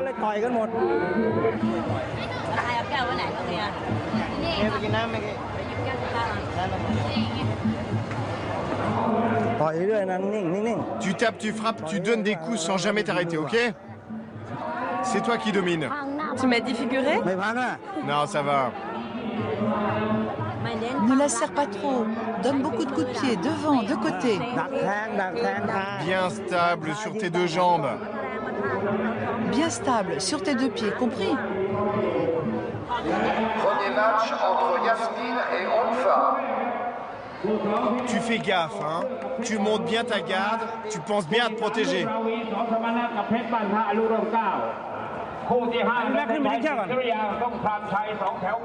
Face à face, 2 fillettes de 6 ans. Les combats d'enfants sont interdits à Bangkok, mais l'événement de ce soir n'a rien de clandestin. L'amour de la boxe, les paris, le spectacle ont raison de la loi et de la protection des mineurs. Ces gamines s'exposent pourtant à des dommages corporels et cérébraux qui peuvent être irréversibles.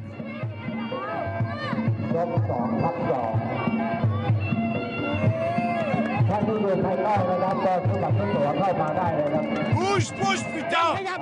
Lance la jambe! Tape! Un coup de pied!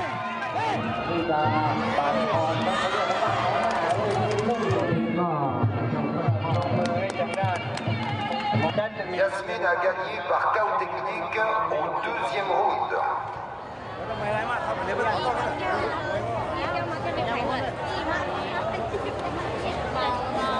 Je pense qu'on ne gagnera pas plus de 10 €. Quand on considère le montant de l'argent, c'est pas du tout rentable. Mais l'enfant gagne beaucoup en expérience. Il rencontre des gens, il se fait des amis. Il y en a qui se concentrent sur les paris et l'argent, c'est vrai. Mais ça donne une mauvaise image de la boxe pour enfants. Applaudissez fort nos petits combattants. Droite contre droite, gauche contre gauche, coup de poing contre coup de poing.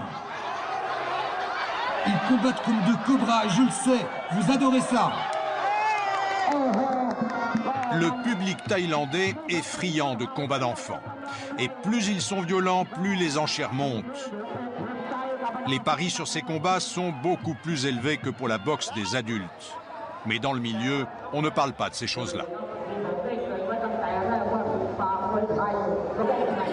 Vous êtes ici pour parier? Mais non, je ne suis pas là pour parier. J'observe, c'est tout. Pourtant, tous ces hommes au premier rang, autour du ring, sont des parieurs ou des bookmakers.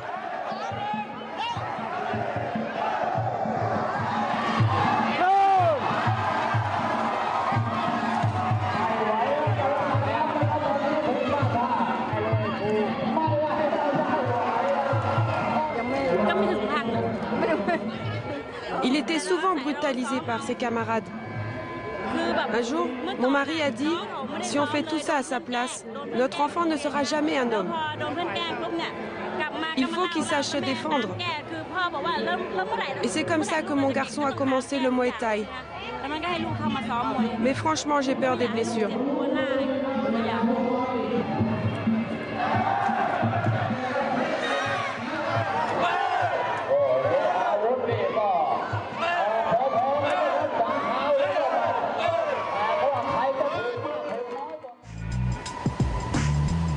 Marseille, la capitale européenne de la culture, et la bonne mère qui veille sur la ville.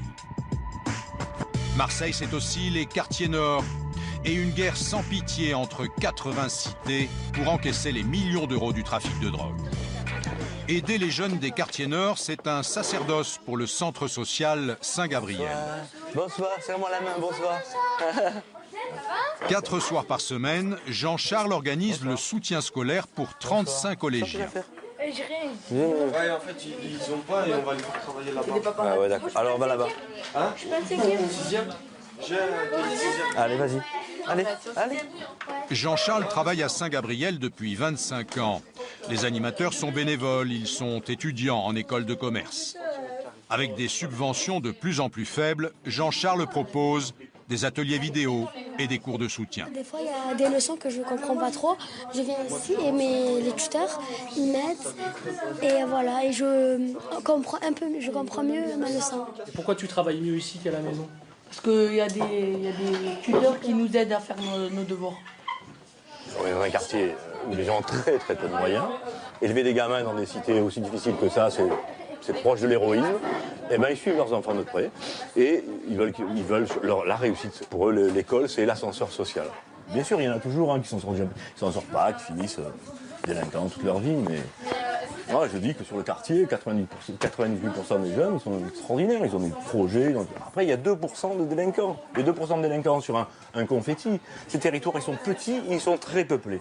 Forcément, si on fait un rapport mathématique, on trouve beaucoup de délinquants. On trouve toujours les mêmes 20, 30 jeunes qui sont là, et bon, et qui commettent des actes. Nous, notre stratégie avec eux, c'est de garder une porte ouverte, quoi. On peut être là, voilà, on peut éventuellement te filer un coup de main. Après, le reste, c'est une affaire de police. La police, les règlements de compte, la drogue, les armes, c'est un sujet fréquent de discussion au collège. La violence, ces jeunes la vivent quotidiennement. C'est pas l'heure, qu'est-ce que là, on dirait en train de parler de... Quand on dit qu'il y a de la violence à l'école dans les quartiers nord, c'est vrai ou c'est pas vrai? Oui. Ça dépend des collèges. Ou des écoles, ou je sais pas. De partout, il y a de la violence, c'est pas que ici. C'est quoi toi qui fais de la violence? Je sais pas, c'est quand les gens ils se font frapper. Quand il y a des coups. Non, ça m'a même pas touché. Même pas, des fusillades. Comme ça là. C'est vrai? À Fond-Vert, il y en a eu tarpin. Tais-toi, pourquoi tu dis Fond-Vert? Mais parce que c'est vrai, on dirait que c'est chaud. Mais oui, c'est chaud. C'est quoi chaud? C'est chaud parce qu'il y a la drogue, il y a tout, hein. C'est voilà. Ah, il fait chaud là. Mais il n'y a pas de violence, ils se frappent comme ça, il n'y en a pas à Fond-Vert, hein. Ouais. Non, c'est pas que je sors pour aller à l'école. Des fois, quand je sors, je ne suis pas en sécurité. J'ai peur, il y a des jeunes de partout, on n'a pas l'habitude, on n'est pas en sécurité.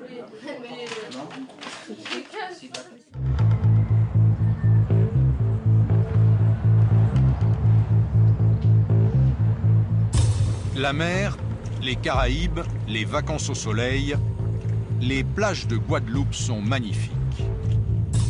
Pointe-à-Pitre, la principale ville de l'île et sa marina devraient nous faire rêver. Et pourtant, cette ville a mauvaise réputation. Au collège Edmond Bambuc, Madame la principale et son adjointe ont mis en place une structure pour lutter contre l'illettrisme, le fléau guadeloupéen. On connaît un petit peu la particularité de la Guadeloupe dans ce domaine. Nous ne sommes pas surpris. Nous savons chaque année à peu près combien d'élèves nous allons recevoir dans cette situation.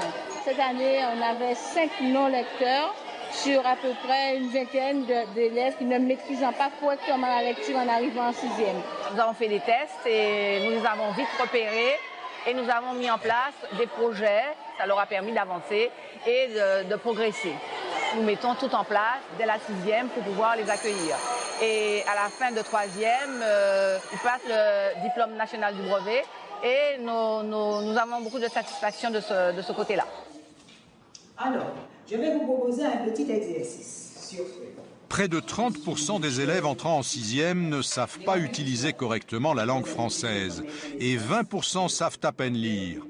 Joseph Bargas est là pour leur redonner le goût des études. Je vais vous aider à améliorer tout ça. Savoir lire, réussir ses études pour trouver un emploi.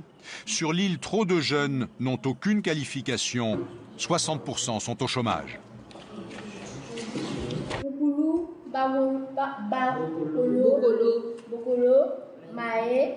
Vous vous rendez compte? Quel personnage? Bacolo. Deux fois, nous rencontrons Bacolo. Si tu sais lire, tu peux avoir la moyenne dans toutes les matières.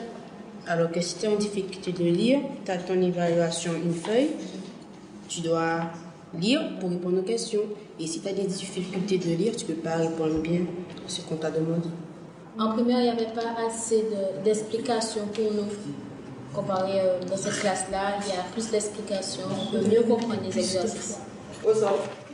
Au sol? Oui, au sol. Pour intéresser ses élèves, plus habitués à la télévision et aux jeux électroniques, Madame Bargas a choisi le théâtre. Et ça marche. Alors, vous avez des émotions. Ils sont tous morts. C'est affreux. Qu'avons-nous fait aux esprits? Nous ne méritons pas cela. Regardez, Paille, Sama, ils sont ici. Il faudra rassembler les dépouilles. Dépouilles. Non, nous n'avons pas le temps. Il faut d'abord retrouver les enfants et les autres survivants, s'il y en a. Très bien. Mais nous devons continuer à chercher. Sinon, qu'allons-nous dire à Mbabou et Amélie? La consternation, la désespérance, c'est une famille humaine qui est déchiquetée. Je veux voir ça dans ton visage. C'est pas possible, ils sont tous morts. Ce n'est pas possible. Ce n'est pas possible, ils sont tous morts. Ce n'est pas possible, ils sont tous morts. Vous sentez qu'ils reprennent goût à la lecture? Oh oui. Il y a un monde entre les résultats des évaluations à l'entrée en 6e et maintenant. Au point de vue émotionnel, vous avez vu, les émotions ont joué le texte et à ce moment-là, on se dit, tiens, je suis capable. Donc les émotions sont libérées, leurs propres émotions sont libérées au cours de ces petites mises en scène.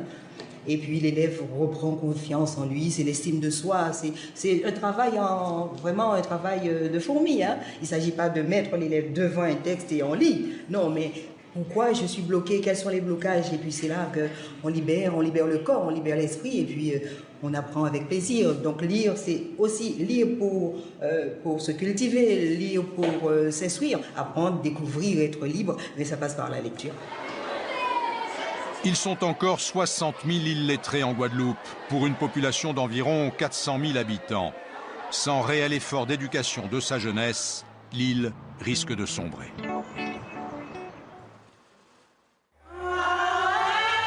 À Port-au-Prince, les femmes sont souvent les plus touchées par la violence. 20% des crimes commis sont des viols.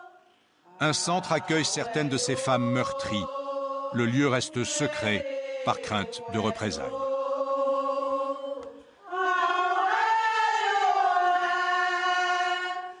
Mango Lamercie le dirige. C'est une chef spirituelle de la religion vaudou. Mais elle veille sur ces femmes, toutes croyances confondues. Bonjour. Bonjour. Et Jodia. Aujourd'hui, nous allons commencer à travailler avec la broderie. Il faut faire cela avec sérieux et avec discipline. Et les enfants, vous ferez des colliers, des bracelets.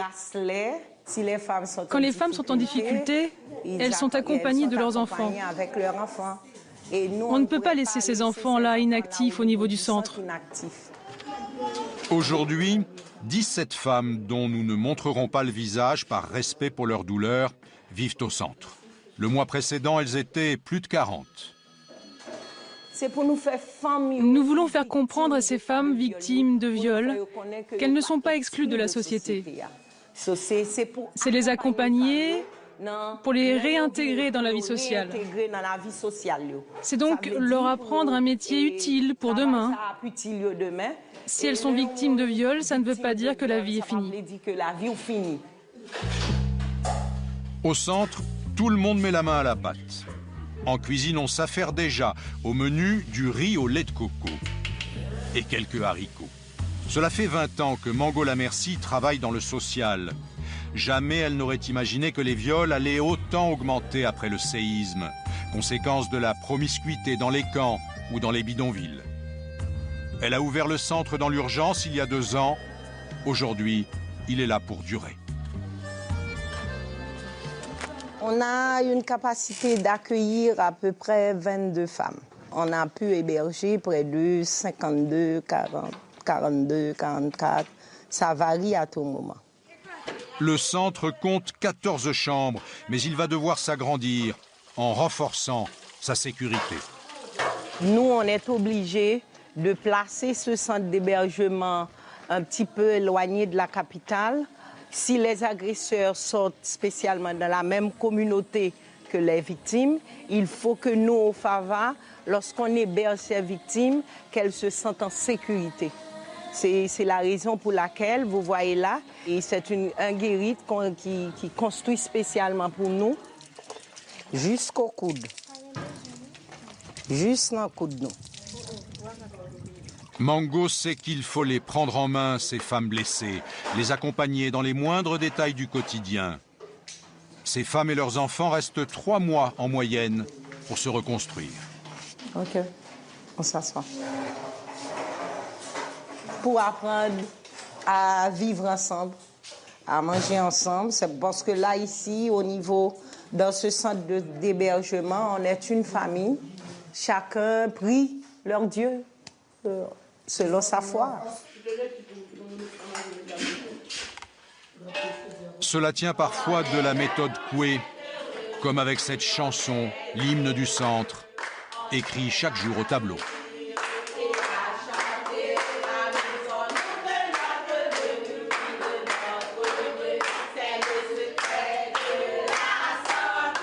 Tandis que les enfants chantent, dans la pièce d'à côté, les femmes parlent pour se libérer. Mergela est arrivée cette semaine. C'est son premier entretien avec la psychologue.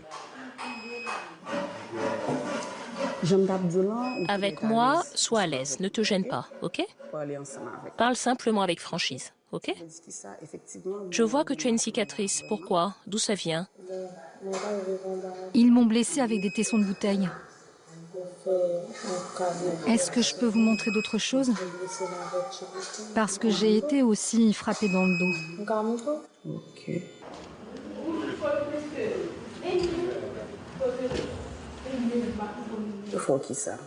Qu'est-ce qu'ils t'ont fait? Ils m'ont violée. 4 hommes chez moi. Je ne voulais pas. Ils m'ont blessée. Ils m'ont frappée pour que je me soumette et que je fasse tout ce qu'ils voulaient. Et aujourd'hui, est-ce que ça va? Est-ce que tu as des troubles du comportement? Des troubles de comportement? Oui. Je ne suis plus comme avant. J'ai souvent des maux de tête. Je repense souvent au viol Jamais ça n'aurait dû arriver. À l'issue de cette première rencontre, la psychologue perçoit un sentiment de culpabilité, comme souvent. C'est une femme qui est vraiment traumatisée parce que maintenant, elle souffre de l'insomnie. Il y a son cœur qui bat beaucoup plus que d'habitude. Après le séisme, il y a une augmentation des cas de violence sexuelle, conjugale, physique. Ce jour-là, la psychologue va mener 4 entretiens avec des femmes d'à peine 20 ans et toujours avec les mêmes mots d'apaisement. On est là pour t'entendre. Dis tout ce qui te passe par la tête. Si tu veux crier, si tu veux pleurer, laisse les larmes venir. C'est ça qui va t'aider. Tu vas te sentir mieux. Hein? Laisse aller.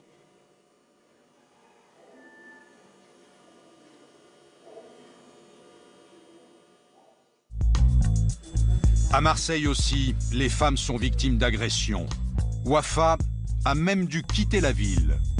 C'est une chose qui devient banale, c'est les agressions. Là, aujourd'hui, j'ai mis une robe, mais bon,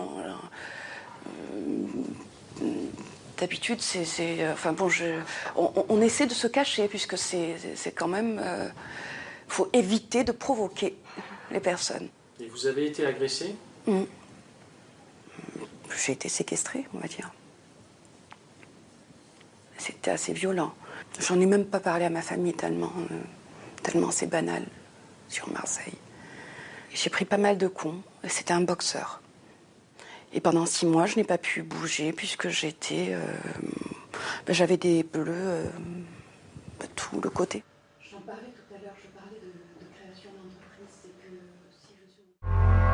d'entreprise. Retour à Kaboul, où nous avons rendez-vous avec une femme qui ne peut plus sortir. Elle a été violée.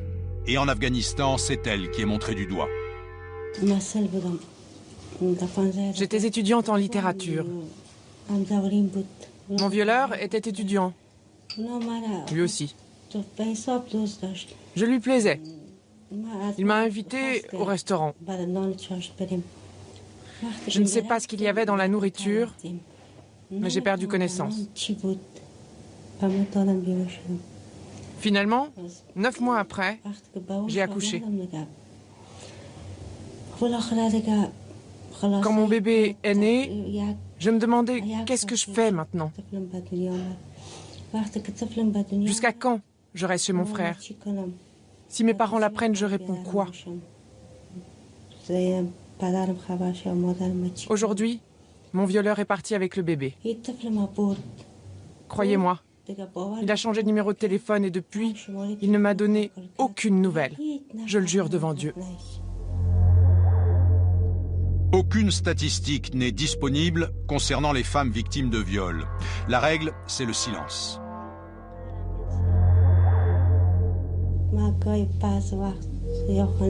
Ma famille ne veut pas de moi. Parfois, j'habite chez mon père. On m'insulte, on me fait des remarques. J'ai 2 frères. Il arrive que j'aille aussi chez eux. Mais je ne suis pas heureuse. J'avais un travail. Mais mes frères m'ont empêché de continuer. Ils avaient peur que je déshonore encore la famille. Je suis obligée de rester à la maison. Mes frères me disent, si tu veux manger, occupe-toi de nos enfants et de nos femmes. Pourtant, rien n'est de ma faute. Je suis innocente. Le coupable est celui qui m'a violée. Quand une femme prend la parole, ici, personne ne l'écoute. Si c'était le cas, je ne serais pas dans cette situation jusqu'à aujourd'hui. Toutes les femmes qui ont été violées, personne ne les a entendues. De toute façon, j'aurais pu en parler à qui? Je suis désespérée. 600 femmes victimes de viol sont actuellement en prison en Afghanistan pour crimes moraux. Malgré tout, certains tentent de faire évoluer les choses. Ce soir, il y a un concert à Kaboul. Y aller est risqué. Les talibans ont interdit ce genre de manifestation. 1 mois plus tôt, ils ont attaqué une salle en province, faisant plusieurs morts. Vous avez des armes sur vous? Ok, allez-y. Et pourtant, il y a du monde. Bonsoir à tous, je vous souhaite la bienvenue. Je compte 3, 2, 1, les mains en l'air. Allez, les mains en l'air. Levez les mains. Arezzo, la chanteuse, prend encore plus de risques. Elle se présente sur scène, visage découvert, les cheveux au vent, un sacrilège pour les talibans. Quand j'ai voulu reprendre ma carrière musicale après une très longue coupure, j'ai décidé de revenir en Afghanistan. Malheureusement, la situation n'est pas très bonne ici. Mais grâce à l'amour que j'ai pour mon peuple, j'ai voulu prendre des risques, revenir en Afghanistan afin de rendre service à mon peuple avec mon art, avec ma musique, pour pouvoir les rendre joyeux lors de mes concerts, qu'ils passent un bon moment en écoutant ma musique, ma voix. Je veux servir mes compatriotes, même si je perds la vie pour mon pays. Pour les Afghans, je veux bien faire ce sacrifice.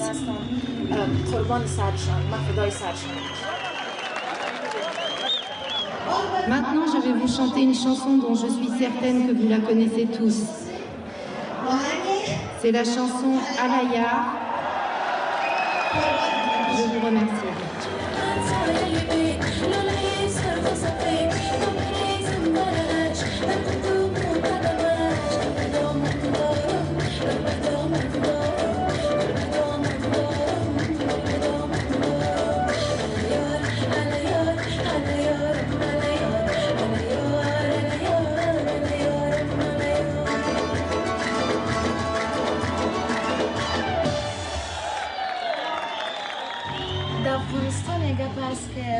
En Afghanistan, malheureusement, il n'y a pas beaucoup de possibilités pour les femmes. Moi, je veux, avec les jeunes de mon âge ayant vécu en Europe, en Amérique, en Australie, rendre service aux femmes en leur remontant le moral pour que l'Afghanistan se développe. Que chacune puisse accéder au bonheur, avancer dans la vie, quel que soit le domaine où elle travaille. Peu de femmes dans la salle, elles aussi prennent des risques. Je souhaite que les femmes afghanes puissent faire ce qu'elles aiment. Et je suis certaine qu'elles vont y arriver.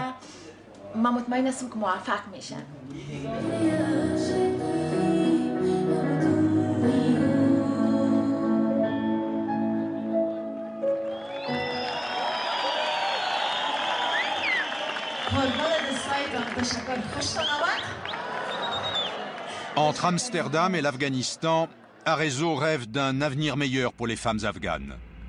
Mais dans cette rue de Kaboul, ces fantômes recouverts de poussière n'ont plus de rêve. Veuves, violées, répudiées, réfugiées, elles n'ont que le choix de mendier pour survivre.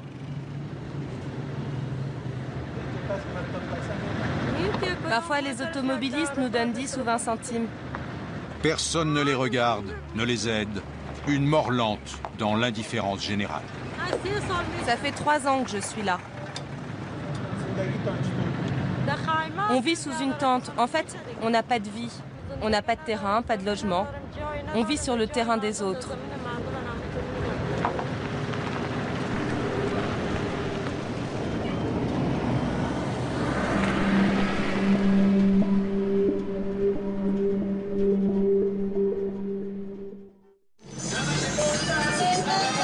Au milieu du désert, le cimetière de Chihuahua.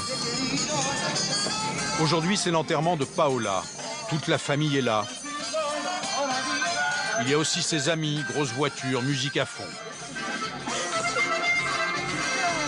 Le jour où Paola a été exécutée, 10 autres personnes ont subi le même sort dans différents endroits de la ville. Mais à 16 ans, elle est la plus jeune de toutes ces victimes.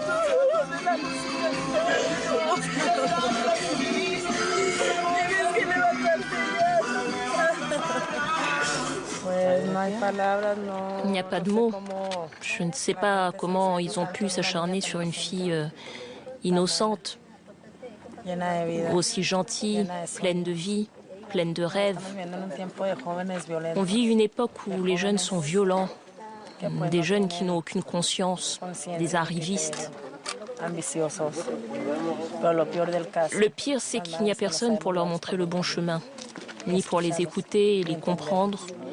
Et pour un peu d'argent, ils préfèrent ôter une vie plutôt que travailler honnêtement.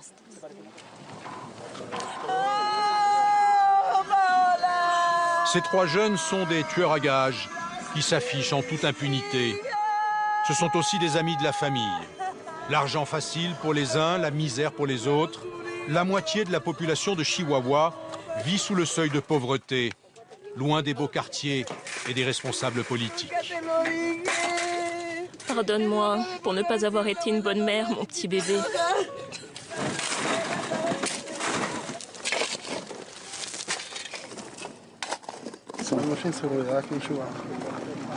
Il y a beaucoup de violence à Chihuahua. Énormément. Personne ne nous aide. Le gouvernement dépense de l'argent dans des choses inutiles et pas dans les choses dont les gens ont vraiment besoin. Les gens ont besoin d'aide et le gouvernement doit nous aider.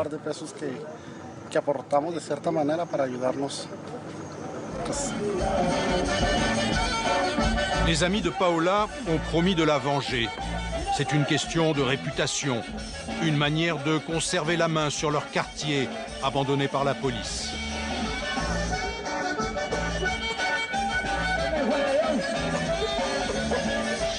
À Chihuahua, on n'a pas fini de danser sur les tombes.